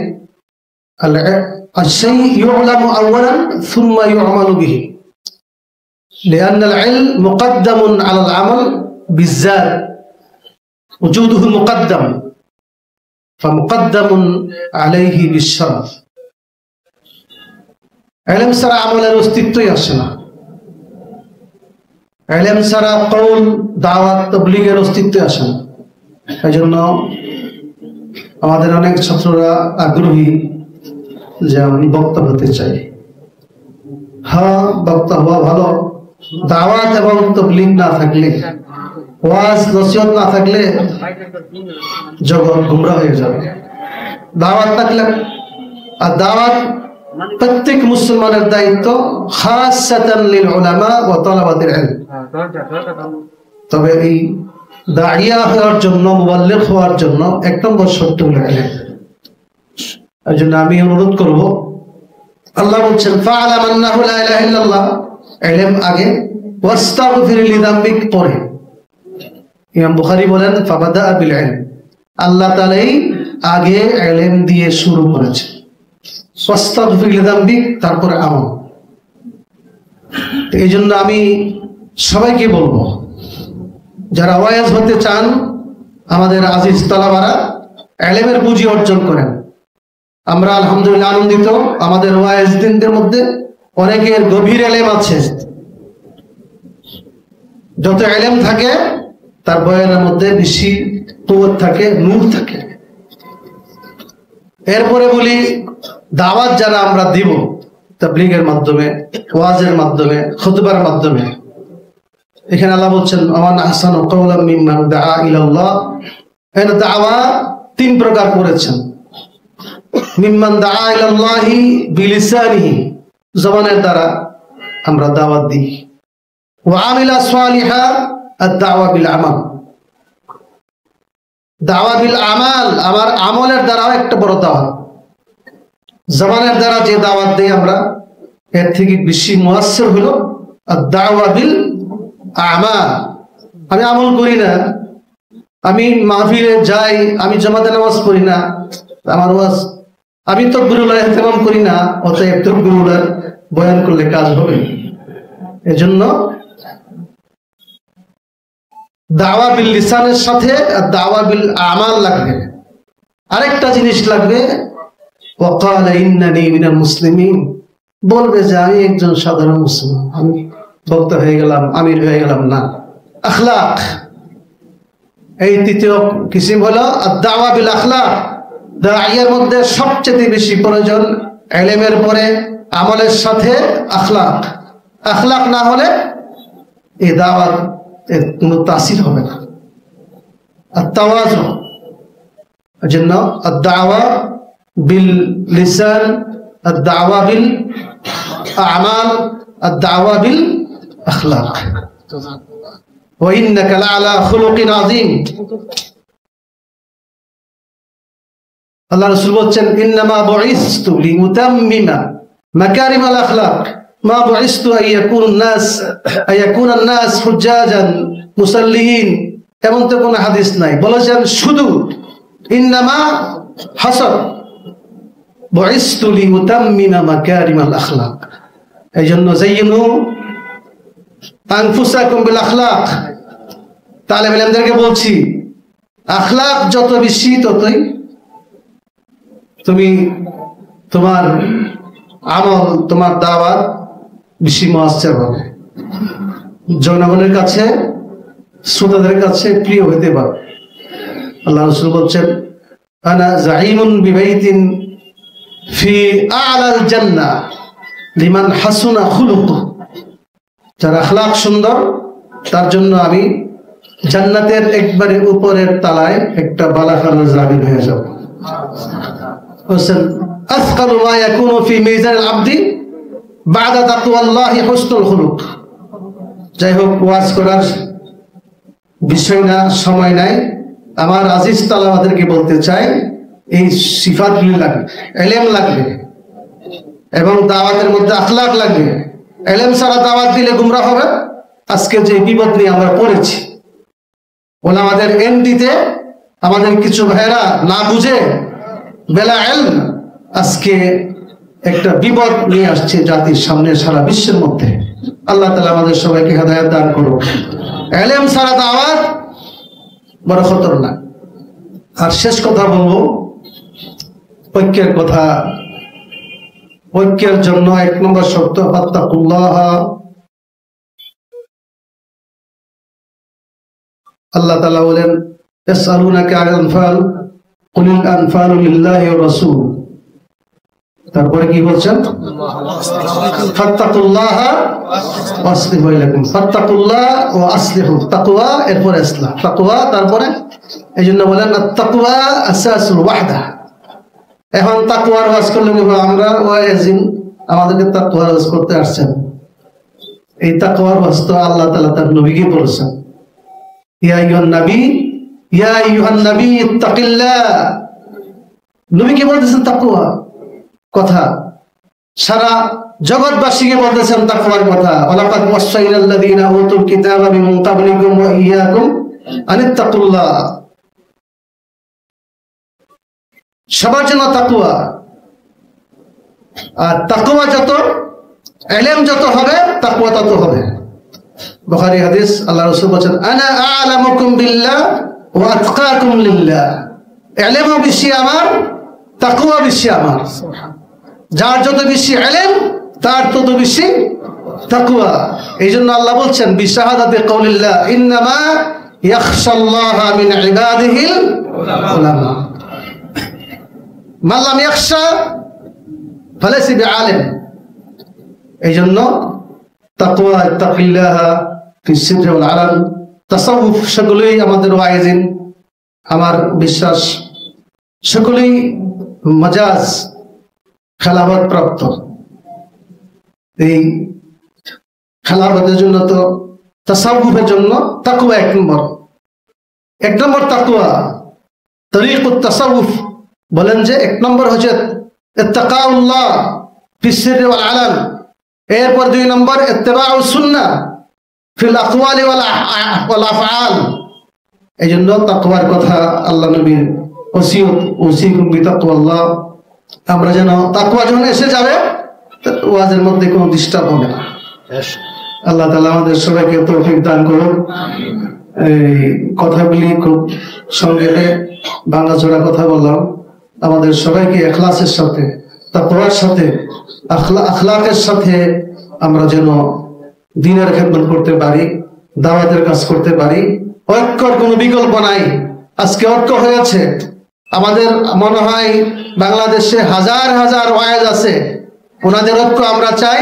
হেফাজতে ইসলাম যেমন নাকি সমস্ত শ্রেণীর ওলামায়ে কেরাম মুসলমানরা শরীক হইতে পারেন, এখানেও আজকে দেখি রাজনীতি যারা করে, রাজনীতি করে না, সর্বশ্রেণীর ওলামায়ে কেরাম উপস্থিত হয়েছেন। ঐক্য হয়েছে, ঐক্যকে অটুট রাখতে হবে। আমরা যারা আহলে দাওয়াত সহিহা, আহলে তাবলীগ লিল উলামা, এরপরে মাদারিস কওমিয়া, হেফাজতে ইসলাম, আমরা সকলেই ঐক্যবদ্ধ আছি। আমাদের মাকসাদ এক, আমাদের ঐক্যের মধ্যে যেন কেহ ফাটল সৃষ্টি করতে না পারে, এই ব্যাপারে আমরা সকলেই সজাগ থাকতে হবে। আল্লাহ তাআলা আমাদের সবাইকে তৌফিক দান করুন। আফাকাকুমুল্লাহু জামিআ। আমাদের দেখভাল করবে না, রাবেতার দেখভাল। হ্যাঁ, রাবেতা আমাদের অন্তরের একটা সংগঠন। আলহামদুলিল্লাহ। আমাদের মধ্যে যে ত্রুটিগুলি আছে এগুলি আমরা পরস্পর আত্মসমালোচনার মাধ্যমে ইসলাহ করব। আমাদের উলামায়ে কেরাম, পীর মাশায়েখগণ আছেন, ওনারা আমাদেরকে ইসলাহ করবেন। আমরা সকলেই ওয়াইজ, যারা মিশকাত পড়ে এরা একটা ওয়াইজ হইতে পারে। কিভাবে? একটা হাদিস বলে দিবে, ওয়াজ হয়ে গেল। তিরমিজির হাদিস, নাদ্দারাল্লাহু ইমরা সামিআ মিন্না শাইআ ফাবাল্লাগাহু কামা সামিআ ফারুব্বা মুবাল্লাগিন আও আলাহু মিন। আমরা সবাই ওয়াইজ ইনশাআল্লাহ আল্লাহ তাআলা ইখলাস সাথে মুখলিস এবং মুত্তাকি ওয়াইজ এবং খতিব হওয়ার তৌফিক দান করুন। আলেম দাওয়াত থেকে দূরে থাকতে পারে না। আমি অনেক আগে বলতেছিলাম যে এই দাওয়াত যদি আমরা আলেমরা জড়িত না হয়, এইটা একদিন গুমরা হবে। আজকে যেটা আমরা চোখে দেখতেছি, চোখের পানি আসে। সবচেয়ে বড় ক্ষতি হয়ে গেল উম্মতের জন্য, এই ফিরকার জন্য। আল্লাহ তাআলা আমাদের সবাইকে হেদায়েত দান করুন। সুবহানাল্লাহি ওয়া বিহামদিহি, আশহাদু আল্লা ইলাহা ইল্লা আনতা, আস্তাগফিরুকা ওয়া আতুবু ইলাইক। অনেক গুরুত্বপূর্ণ নসিহত হযরত আমাদের সামনে পেশ করুন। وإن هذه أمتكم أمة واحدة وأنا ربكم فاتقون. صدق الله العلي العظيم. রাবেতাতুল ওয়াইজিন বাংলাদেশ কর্তৃক আহত আজকের এই উম্মার ঐক্য ভাবনা ওয়াইজ খতিবদের করণীয় শীর্ষক আজকের এই জাতীয় সেমিনারে উপস্থিত বাংলাদেশের অন্তর্বর্তীকালীন সরকারের মাননীয় ধর্ম বিষয়ক উপদেষ্টা জনাব ডক্টর আফম খালিদ হুসাইন হাফিজাহুল্লাহ, উপস্থিত বিফাকুল মাদারিসুল আরাবিয়া বাংলাদেশের মুহতারাম মহাসচিব শেখুল হাদিস ইবনে শেখুল হাদিস আল্লামা মাহফুজুল হক হাফিজাহুল্লাহ সহ সারা দেশ থেকে রাবেতাকে ভালোবাসা ওয়াইজ, উলামা, তলাবা, খুতাবা, শুরুতেই রব্বুল আলামিনের প্রশংসা সহ আপনাদের কাছে আমরা কৃতজ্ঞতা প্রকাশ করছি যে আপনারা নিজেদের ব্যস্ত সময়, ব্যস্ততা সব পেছনে ফেলে আমাদের ভালোবাসায়, আমাদের ডাকে সাড়া দিয়ে এখানে এসেছেন। সেজন্য আপনাদের সকলকে রাহমাতুল ওয়াইজিন বাংলাদেশের পক্ষ থেকে মোবারকবাদ জানাচ্ছি, সাধুবাদ জানাচ্ছি। জাযাকুমুল্লাহু খায়রা। আজকে অত্যন্ত শ্রদ্ধার সাথে দুঃখ ভারাক্রান্ত হৃদয়ে স্মরণ করছি আমাদের এই সংগঠন প্রতিষ্ঠার পেছনে যাদের ভূমিকা ছিল, যাদের নির্দেশ ছিল আমাদের জন্য, সেই আমাদের মহান নেতা এবং মহান মুরব্বী শেখুল ইসলাম আল্লামা আহমদ শফি নওয়ারাল্লাহু মারকাদা। স্মরণ করছি মুজাহিদ মিল্লাত শেখুল ইসলাম শেখুল হাদিস হাফেজ আল্লামা জুনায়েদ বাবুনগরী রাহিমাহুল্লাহকে। স্মরণ করছি হযরত জুবাইর আহমদ আনসারী রাহিমাহুল্লাহকে, যাদের ঐকান্তিক ইচ্ছায় এবং নির্দেশে 2019-এর 28 সেপ্টেম্বর প্রতিষ্ঠিত হয় বাংলাদেশের ওয়াইজদের বৃহত্তর সংগঠন রাবতাতুল ওয়াইজিন বাংলাদেশ। আপনারা ইতিমধ্যেই শুনেছেন যে আমাদের আজকের যিনি প্রধান অতিথি অধ্যক্ষ ডক্টর আফম খালিদ হুসাইন রাষ্ট্রীয় কাজে তিনি চলে যাবেন, সেই জন্য লম্বা আলোচনার সুযোগ আমার হাতে নেই। আমি শুধু আপনাদেরকে মোবারকবাদ জানানোর জন্যই এখানে দাঁড়িয়েছি। আপনারা যারা এসেছেন কষ্ট সহ্য করে সবাইকে আমরা ধন্যবাদ জানাই এবং আমরা চাইব ভবিষ্যতেও আপনারা আমাদের পাশে থাকবেন। আমরা কাউকে দূরে ঠেলা নয়, সবাইকে বকি নিয়ে কাজ করতে চাই। যেহেতু কাজ করলে সমালোচনা হয়, আমাদেরকে ধরিয়ে দেওয়ার জন্য আমরা অনুরোধ রাখবো। ইনশাআল্লাহ আমরা নিজেদেরকে শুধরে নিব। বিগত সরকারের সবচাইতে সাংগঠনিকভাবে সবচাইতে বেশি রোষানলের শিকার হয়েছে হেফাজত ইসলাম, তারপরেই আপনারা জানেন রাবেতাতুল ওয়াইজিন বাংলাদেশ। এবং আমরা এক পর্যায়ে বাধ্য হই রাবেতাকে বিলুপ্ত ঘোষণার জন্য সরকারের চাপে। যেহেতু পরিবর্তন হয়েছে, আমাদের বুকের উপর থেকে এই জগদ্দল পাথর আল্লাহ তাআলা সরিয়েছেন, তাই আমাদের মুরব্বীরা আবার আমাদেরকে বলেছিলেন যে ওয়াইজদেরকে আবার সংগঠিত করে সংগঠনের কার্যক্রম আবারও চালু করা যায় কিনা। যেহেতু একটা উদ্দেশ্য ছিল নেক, আহলে জবানকে আহলে দিল বানানো, আহলে জবানকে আহলে দিল বানানো, এই নেক মাকসাদকে সামনে রেখে যেহেতু সংগঠনের প্রতিষ্ঠা, সেহেতু এই কাজ তো চলমান থাকার কথা। সরকার আমাদেরকে তাদের শত্রু ভেবেছে, তাদের অস্তিত্বে আঘাত এসেছিল, তাদের অন্যায় কাজগুলোর প্রতিবাদ হচ্ছিল রাবেতার সমস্ত সদস্যের জবানে এক কণ্ঠে এক আওয়াজে। এটা তারা নিতে পারে নাই বলে আমাদের উপর এই নিষ্ঠুর নির্যাতনের যে রুল আমাদের উপর চালিয়েছিল তারা। ইনশাআল্লাহ আমরা আবারও একসাথে ঐক্যবদ্ধভাবে দেশের জন্য, মানচিত্রের জন্য, ঈমান রক্ষার জন্য, দ্বীন রক্ষার জন্য আবারও এক আওয়াজে সারা দেশ থেকে আমরা আওয়াজ উঠাবো ইনশাআল্লাহ। সেই প্রত্যয় ব্যক্ত করে আমরা আবারও যাত্রা শুরু করলাম। আবারও আমাদের সংগঠনের কার্যক্রম শুরু করার ঘোষণা করছি। আমি আপনাদেরকে আবারও ধন্যবাদ জানিয়ে আমি আমার আজকের মতো শুরুর এই স্বাগত কথা শেষ করছি। আমা আলাইনা ইল্লাল বালাগ। আসসালামু আলাইকুম ওয়া রাহমাতুল্লাহ। অনেক বিজ্ঞ ওলামা ইকরামরা অনেক গুরুত্বপূর্ণ নসিহত করেছেন, কথা বলেছেন। এখানে আমার কোনো কথা নেই, আমি শুধু আমার নিজের জন্য একটি কথা বলতে চাই। আমরা আসলে সারা দেশে যারা আলোচনা করি, আমরা প্রচুর পরিমাণে প্রশংসা শুনে অভ্যস্ত, সম্মান পেয়ে অভ্যস্ত। এই জায়গাটা থেকে যদি আমাদের আত্মসমালোচনার একটা জায়গা থাকে, তাহলে মনে হয় আমাদের কিছুটা যে জায়গাটা থাকবে ওই জায়গাটা থেকে আমরা আমাদের শুধু প্রশংসাটাই নয়, আমরা আত্মসমালোচনা যখন করব তখন নিজেদের ভুলগুলো ইনশাআল্লাহ আমরা আশা করি শুধরাতে পারবো। এই জায়গাটায় রাবেতাতুল ওয়াইজিন যে কার্যক্রম 2019 থেকে এ পর্যন্ত চলে আসছে, এতগুলো বছর আলহামদুলিল্লাহ। আমি বিশ্বাস করি এবারের যে উত্থানটা আজকের এই প্রোগ্রামের মাধ্যমে, এই উত্থানটা অনেক দূর পর্যন্ত যাবে, যেখানে কে কোন দলের কে কোন মতের এটার কোনো ফারাক থাকবে না। আমরা সকলেই রাবেতাতুল ওয়াইজিনকে, এই সংগঠনকে অনেক দূর পর্যন্ত এগিয়ে নেওয়ার চেষ্টা করবো ইনশাআল্লাহ। আল্লাহ পাক আমাদের এই সংগঠনকে কবুল করুন, আমিন। ওয়া তৌফিক ইল্লা বিল্লাহ। আসসালামু আলাইকুম ওয়া রাহমাতুল্লাহ। আলহামদুলিল্লাহ, ইতিমধ্যে আমাদের মাঝে এসে উপস্থিত হয়েছেন হেফাজতে ইসলাম বাংলাদেশ ঢাকা মহানগরীর আমির খতিবে বাঙ্গাল হযরত মাওলানা জুনাইদ আল হাবিব হাফিজাহুল্লাহ। যাচ্ছি এবং কাজ করে যাব, এবং যদি আমাদের মুরব্বীরা চান তাহলে আমরা কথা দিতে পারি ওয়াইজিনদের যত সংগঠন আছে আমরা সবাই একাকার হয়ে যেতে পারি। সাথে সাথে একটা কথা বলবো, আল্লামা মামুনুল হক সাহেবকে আমি বাংলাদেশে মোল্লা ওমরের জায়গায় দেখতে পাচ্ছি। আর আমরা যারা আছি ওলামা তোলাবা জনতা, কওমি দেওবন্দি ওলামা তোলাবা জনতা, আমরা তালেবান হতে রাজি আছি। আগামী দিন বাংলাদেশে কওমি দেওবন্দি ওলামায়ে কেরামের নেতৃত্বে চলবে ইনশাআল্লাহ। শাইখুল হিন্দের সন্তানেরা যদি আফগানিস্তানে পারে, আমরা বাংলাদেশে কেন পারবো না? আপনারা নেতৃত্ব দেন, আমরা পারবো ইনশাআল্লাহ। শেষ কথা, লাইন ঠিক রাখতে হবে। লাইন থেকে বিচ্যুতি হলে দল্লা ফা আদল্লাহ।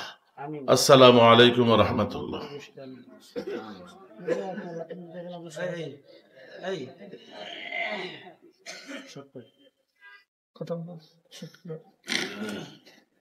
আলহামদুলিল্লাহ, আমরা আমাদের আজকের এই জাতীয় সেমিনারের শেষ দিকে আসছি। তো শেষ দিকের হালত খুব দ্রুতই সময়ে যায়, এই জন্য আমরা আমাদের সকল আলোচক, বিশেষ করে জেলা প্রতিনিধি যারা, আমরা ওনাদের জন্য লম্বা সময় বরাদ্দ দিতে পারছি না বলে দুঃখিত। তো আমরা যখন ডাকবো তারা শুধুই সালাম বিনিময় করে আমাদের সাথে যে আপনারা আছেন এই ঘোষণাটুকু দিয়ে গেলেই আমরা কৃতজ্ঞ থাকবো আপনাদের সাথে। আর বাকি যারা আলোচনায় আমরা আসব সবাই সময়টা একটু খেয়াল রাখবো। আমরা চেষ্টা করব 3টার মধ্যে প্রোগ্রাম শেষ করার জন্য।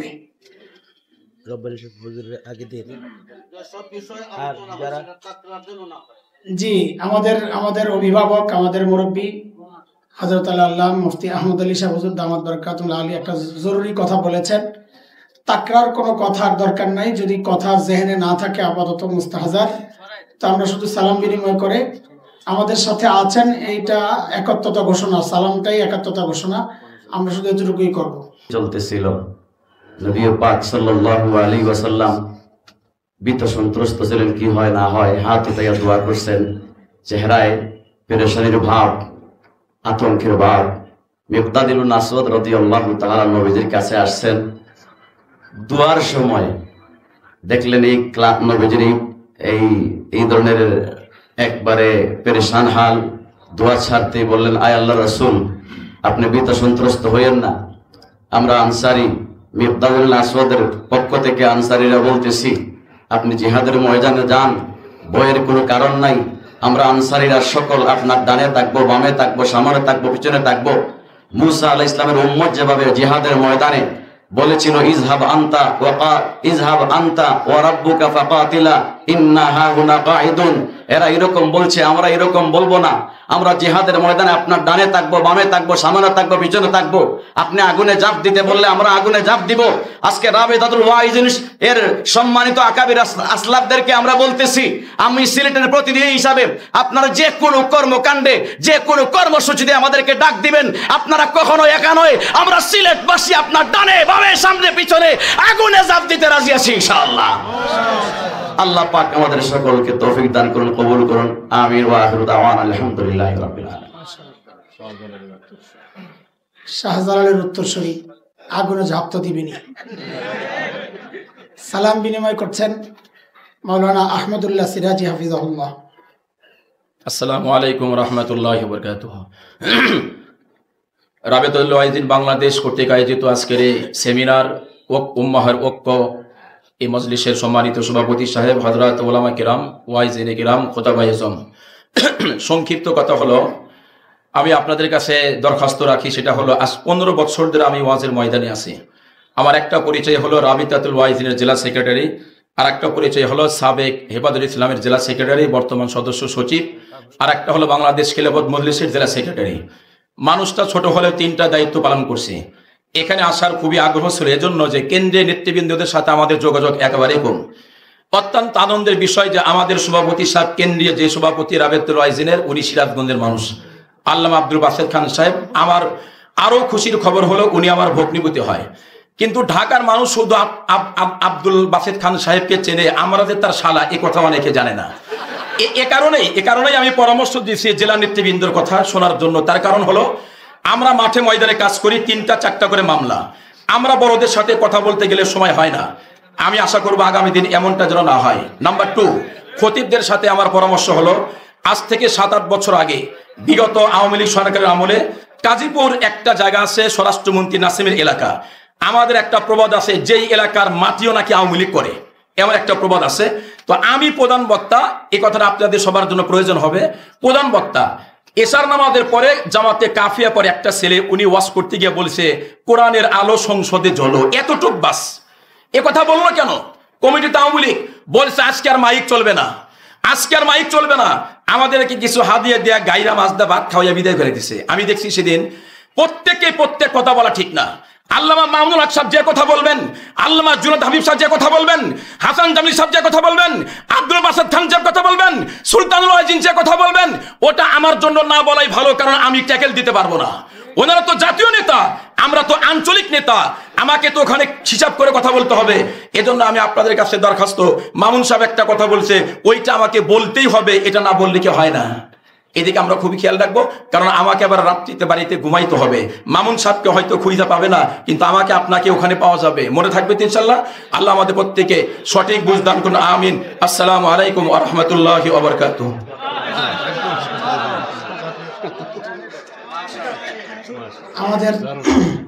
আমাদের জাতীয় ব্যয় খুবই গুরুত্বপূর্ণ একটা প্রসঙ্গ এনেছে, জাযাকাল্লাহ। আসলে সবার সব কথা বলা উচিত না। এই মুহূর্তে সালাম বিনিময় করছেন, আসলে বিনিময় বলার কারণে কি লম্বা হয়ে যাচ্ছে কিনা, সালাম দিতে আসছেন রিদওয়ানুল্লাহ, মাওলানা রিদওয়ানুল্লাহ হাফিজাহুল্লাহ। আসসালামু আলাইকুম ওয়া রাহমাতুল্লাহ। আজকের এই মঞ্চে আমাদের মুরব্বীরা আলোচনা রেখেছেন, সামনেও রাখবেন। তবে এতটুকু কথা শুধু বলতে চাই, রাবেদাতুল ওয়াইজিন এটা একটা বৃহৎ প্ল্যাটফর্ম এবং একটা গাড়ি।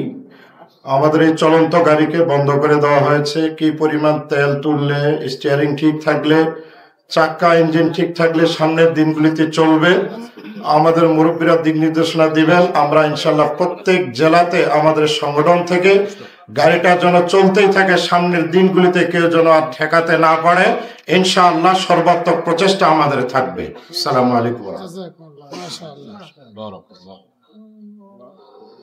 সালাম বিনিময় করবেন আমাদের নারায়ণগঞ্জ জেলা আমির সভাপতি হযরতুল আল্লাম বদরুল আলম। তিনি যদিও সিলেটি হুজুর হিসাবে পরিচিত, যেহেতু আমাদের নারায়ণগঞ্জের আমির, এই জন্য আমি ওইটা বললাম না আর কি। হযরত মাওলানা বদরুল আলম সাহেব হাফিজাহুল্লাহ। আসসালামু আলাইকুম ওয়া রাহমাতুল্লাহি ওয়া বারাকাতুহু। সম্মানিত উপস্থিতি, শুধু সালামের কথা বলা হয়েছে, আমি দুটি কথা বলবো। এক নম্বর হলো, অনৈক্যের মূল কারণ হলো বর্তমানে সমালোচনা। বড় হওয়া কঠিন, বড়দের সমালোচনা করা সহজ। এই জন্য এই বিষয়টা আমরা সাবধান থাকবো। দ্বিতীয় নম্বর, সারা বাংলাদেশের জেলাগুলোর কমিটি হয়ে গেছে প্রায়, না হয়ে থাকলে প্রস্তাবনা সবগুলো জেলা কমিটি এবং উপজেলা পর্যায়ে রাবেতাতুল ওয়াইজিনের কার্যক্রমগুলো বিস্তৃত করার জোর অনুরোধ জানাই। আমাদের দিনাজপুর প্রতিনিধি হযরতুল আল্লাম জনাব আবুল কাসেম সাহেব হাফিজাহুল্লাহ সালাম বিনিময় করবেন। আসসালামু আলাইকুম ওয়া রাহমাতুল্লাহ। জোহরের নামাজের পরে আমরা খাওয়া দাওয়ার পরে আসলে একটু অনেক আনন্দ উপভোগ করতেছি। আমাদের প্রিয় বড় ভাই হাসান জামিল ভাই অনেক আনন্দিত মানুষ, আমাদেরকে আনন্দ দিচ্ছেন, এজন্য আলহামদুলিল্লাহ। সম্মানিত মুআজ্জাজ হাজিরিন, দিনাজপুর, পঞ্চগড়, ঠাকুরগাঁ, আপনারা এক একজনের এক একজন প্রধান বক্তা এই অনুষ্ঠানের পরে আমরা বিভিন্ন মাহফিলে প্রধান বক্তা হিসেবে আলোচনা করতে যাব। তখন দেখবেন আপনাকে আমাকে রিসিপশন করার জন্য 50-60টা করে মোটরসাইকেল, নারায়ে তাকবীর, আল্লাহু আকবার, প্রধান বক্তার আগমন বলবে। কিন্তু এই রকম একটা স্মৃতিময় অনুষ্ঠান আজীবন আমাদের হৃদয়ে গাঁথা থাকবে, ঠিক কেন বলেন? এত সুন্দর একটি মুহূর্ত আমরা উপভোগ করতে পারতেছি, আমাদের বড়রা আছেন। আমরা আজকের এই রাবেতাতুল ওয়াইজিনের সেমিনারে এসে আমাদের একটা শিক্ষণীয় বিষয় হলো, আমরা সবাই, আমাদের মুরব্বীরা একটাই উপদেশ দিয়েছেন, আমরা নিজেকে যখন মঞ্চে উঠব, মঞ্চে আলোচনা করব, নিজেকে আমরা বড় মনে করব না, নিজেকে বিনয়ের সহিত আমরা কথা বলবো। ইনশাআল্লাহ আল্লাহ যেন আগামীর দিনে আমাদের সবাইকে ইসলামের পথের পথিক হওয়ার তৌফিক দান করেন, আমিন। এই মুহূর্তে আমাদের সাথে সালাম বিনিময় করতেছেন বগুড়া থেকে প্রতিনিধি মুফাসসিরে কোরআন মাওলানা আব্দুল মাজিদ আনসারী সাহেব। আসসালামু আলাইকুম ওয়া রাহমাতুল্লাহি ওয়া বারাকাতুহু। আল্লাহ পাকের শুকরিয়া যে আল্লাহ পাক আপনাদের আমাকে একটা বরকতময় মাহফিল উপস্থিত করেছেন। আমি বগুড়া থেকে আসছি, রাবেতাতুল ওয়াইজিন বাংলাদেশের পক্ষে প্রতিনিধিত্বের দায়িত্ব নিয়ে বগুড়া থেকে আসছি। আমি কথা বলতে চাচ্ছি যে আমরা আছি, ছিলাম, আছি, থাকবো ইনশাআল্লাহ। আসসালামু আলাইকুম ওয়া রাহমাতুল্লাহ। এটা অল্প, এটা এটা হঠাৎ বের হয়ে গেছে মুখ থেকে, আমরা বলি স্লিপ অফ টাং যেটাকে বলি আমরা। ঠিক আছে, এটা আমরা মিডিয়া ভাইদেরকেও বলবো, আল্লাহর ওয়াস্তে আপনারা এই অংশটুকু কেটে দিবেন। আমাদের বড়দেরকে ছোট করেন না আল্লাহর ওয়াস্তে। এটা আমাদের আকীদা না, আমাদের বিশ্বাস না, আমাদের চেতনার না এটা। এখন আপনাদের সামনে বক্তব্য নিয়ে আসছেন, এই জায়গায় সংক্ষিপ্ত বলতে আমার ভয় লাগে, আমি বলবো না সংক্ষিপ্ত, তবে তিনি সংক্ষিপ্তই করেন, লম্বা করেন না। আমাদের জাতীয় রাহবার, আমাদের আকাবির আসলাফের নমুনা হযরত মুফতি আমিনী রহমতুল্লাহি আলাইহির যোগ্য উত্তরসূরি, বাংলাদেশ হেফাজতে ইসলামের যুগ্ম মহাসচিব হযরত আল্লাম বড় ভাই জুনায়েদ আল হাবিব হাফিজাহুল্লাহ,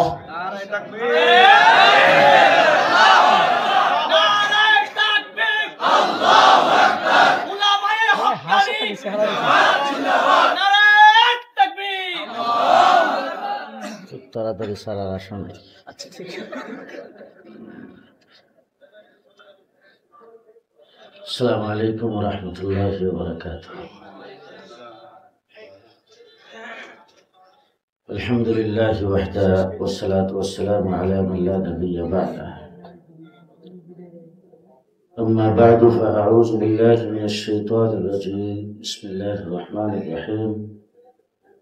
يرفع الله الذين آمنوا منكم والذين أوتوا العلم درجات. وقال تعالى إنما يخشى الله من عباده العلماء. صدق الله العظيم. وقال رسول الله صلى الله عليه وسلم إن العلماء ورثة الأنبياء أو كما قال عليه الصلاة والسلام. محترم صدر اجلاس، معزز حضرات علماء کرام، ওয়াইজিন کرام, সম্মানিত উপস্থিতি, দীর্ঘ সময় বাংলাদেশের শীর্ষস্থানীয় উলামায়ে کرام, মুফাসসিরিনে کرام, মুহাদ্দিসিনে کرام দিক নির্দেশনামূলক আলোচনা করেছেন। এখানে যারা উপস্থিত হয়েছেন, যারা এখানে আছেন, বয়সে হয়তো আমি বেশি, কিন্তু সব দিক থেকে আমি খুব ক্ষুদ্র। এই মজলিসে কথা বলার মতো এরকম যোগ্যতা আমার নাই, কিন্তু আমি আজকে প্রায় 43 বছর এই ময়দানে আছি। এই কথাটা বিগত সময় আমাদের ভাইদেরকে যখন ভিতরে নেওয়া হলো, আমি আর হাসান জামিল ভাই যখন বাইরে ছিলাম, তখন আমাদেরকে সবচেয়ে কঠিন কঠিন জায়গাতে এই প্রশ্নের উত্তর দেওয়া লাগছে। বিগত সময়ের বড় একটা জায়গাতে আমি হাসান জামিল ভাই সহ গেলাম, যেতে বাধ্য হয়েছিলাম। তো জিজ্ঞেস করলেন ওনারা, রাবেতা কেন করছেন? তার আগে একটা কথা বলি, রাবেতা সম্পর্কে বিগত সময়ের দেশ যারা চালাইত তারা যে এত বড় উদাসীন হয় এটা আমি কোনোদিন ভাবতেই পারি নাই। দেশ চালায় অথচ তাদের কত বড় উদাসীন থাকে। যখন আমরা বের হলাম প্রথম সফর আমরা, আমার সাথে ছিলেন পল্টনের সাবেক ওসি, সাবেক প্রাইম মিনিস্টারের কি বলে তার সচিবের ভাই, আরো বেশ কয়েকজন মানুষ। তো মক্কাতুল মুকাররমায় পৌঁছার পরে আমাকে পল্টন থানার ওসি সাহেব বলতেছে যে ভাইজান আপনার সাথে রাবেতার নেতৃবৃন্দ দেখা করতে আসবেন না? বললাম একটু রাবেতা, রাবেতা আলমে ইসলাম। আমি তখন বললাম ইন্না লিল্লাহ, রাবেতা আলমে ইসলামের সাথে রাবেতাতুল ওয়াইজিনের কি সম্পর্ক? উনি তখন বললেন হায় হায়, আপনাদের প্রতি সরকার যে ভয়ঙ্কর দুর্ব্যবহার করেছে এটা তো আপনাদেরকে ওই রাবেতার অঙ্গ সংগঠন মনে করে। দেশ পরিচালনা করছে তারা, জুলুম করছে আমাদের উপরে, কিন্তু সে জুলুম করতে গিয়া যে পথ যে ভাবনা ভেবে আমাদের উপরে জুলুম করছে সেই ভাবনাটা তাদের কোন পর্যায়ের ছিল। আর এই জন্য আল্লাহ তাআলা আমাদেরকে একটা সুন্দর অবস্থান দান করেছেন যে এতদিন পর্যন্ত আমাদের ব্যাপারে তারা জঙ্গিবাদ, সন্ত্রাসী যা যা বলতো, আসলে তারা জাহালত থেকে এগুলি বলেছে, আমরা তার মাসলাক ছিলাম না। রব্বুল আলামিন তাদের তৈরি করা আইনে তাদের দেশে তাদের দলের নামে এইগুলা লাগাই দিছে। তো যে কথা বলতেছিলাম, রাবেতার লক্ষ্য উদ্দেশ্য জিজ্ঞেস করলো। আমি তখন সেই সময়ের স্বরাষ্ট্রমন্ত্রী সহ যারা ছিলেন তাদের কাছে আমি বলেছিলাম হাসান ভাইয়ের কথা বলেন নাই।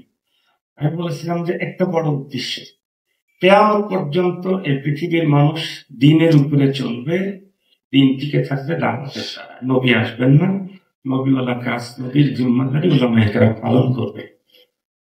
সুতরাং দাঈর অবস্থা সুন্দর হতে হবে, দাঈর প্রতি সাধারণ মানুষের আস্থা যত বেশি বাড়বে তত মানুষ সেখান থেকে বেশি মুস্তাফাদ হতে পারবে। আমরা দেখলাম যে ওয়াজের ময়দানে শব্দ চয়ন, বর্ণবিন্যাস, উপস্থাপনা, ভঙ্গিমা এবং আলোচনার অনেক সাবজেক্টই এমন যার সাথে দাওয়াত ইলাল্লাহ, দাই ইলাল্লাহ ন্যূনতম সম্পর্ক নাই। ইতিমধ্যেই অল্প দিনের মধ্যেই আমার দেশে উন্নত শিক্ষিত রুচিশীল মানুষ অলরেডি তারা বক্তা এই শব্দটাকে ভালোভাবে দেখছে না। বক্তা মানে বাজে কথা বলে, বক্তা মানে অহেতুক কথা বলে, এই জাতীয় একটা চিন্তা চেতনা তৈরি হয়েছে। রক্তারক্তা যদি এটা চলতেই থাকে, কোনো একটা সময় যদি দিনের দায়ীর প্রতি এই মনোভাব তৈরি হয়, তাহলে তো পুরা জাতি গোমরাহির দিকে চলে যাবে নিঃসন্দেহে। কারণ তার দাওয়াতের কথাগুলো তো নিবে না। এই জন্য আগামী প্রজন্ম এবং বর্তমান সময়ের মুসলমানদের ঈমান আকীদা সবকিছু হেফাজতের জন্যই দাওয়াত ইলাল্লাহর কাজ যারা করবেন, চিন্তাশীল বুজুর্গ উলামায়ে কেরামদের কাছ থেকে আমরা তাদরিব নিয়ে তাদেরকে যোগ্য করে দায়ী করে গড়ে তোলাই আমাদের দাবেদার লক্ষ্য।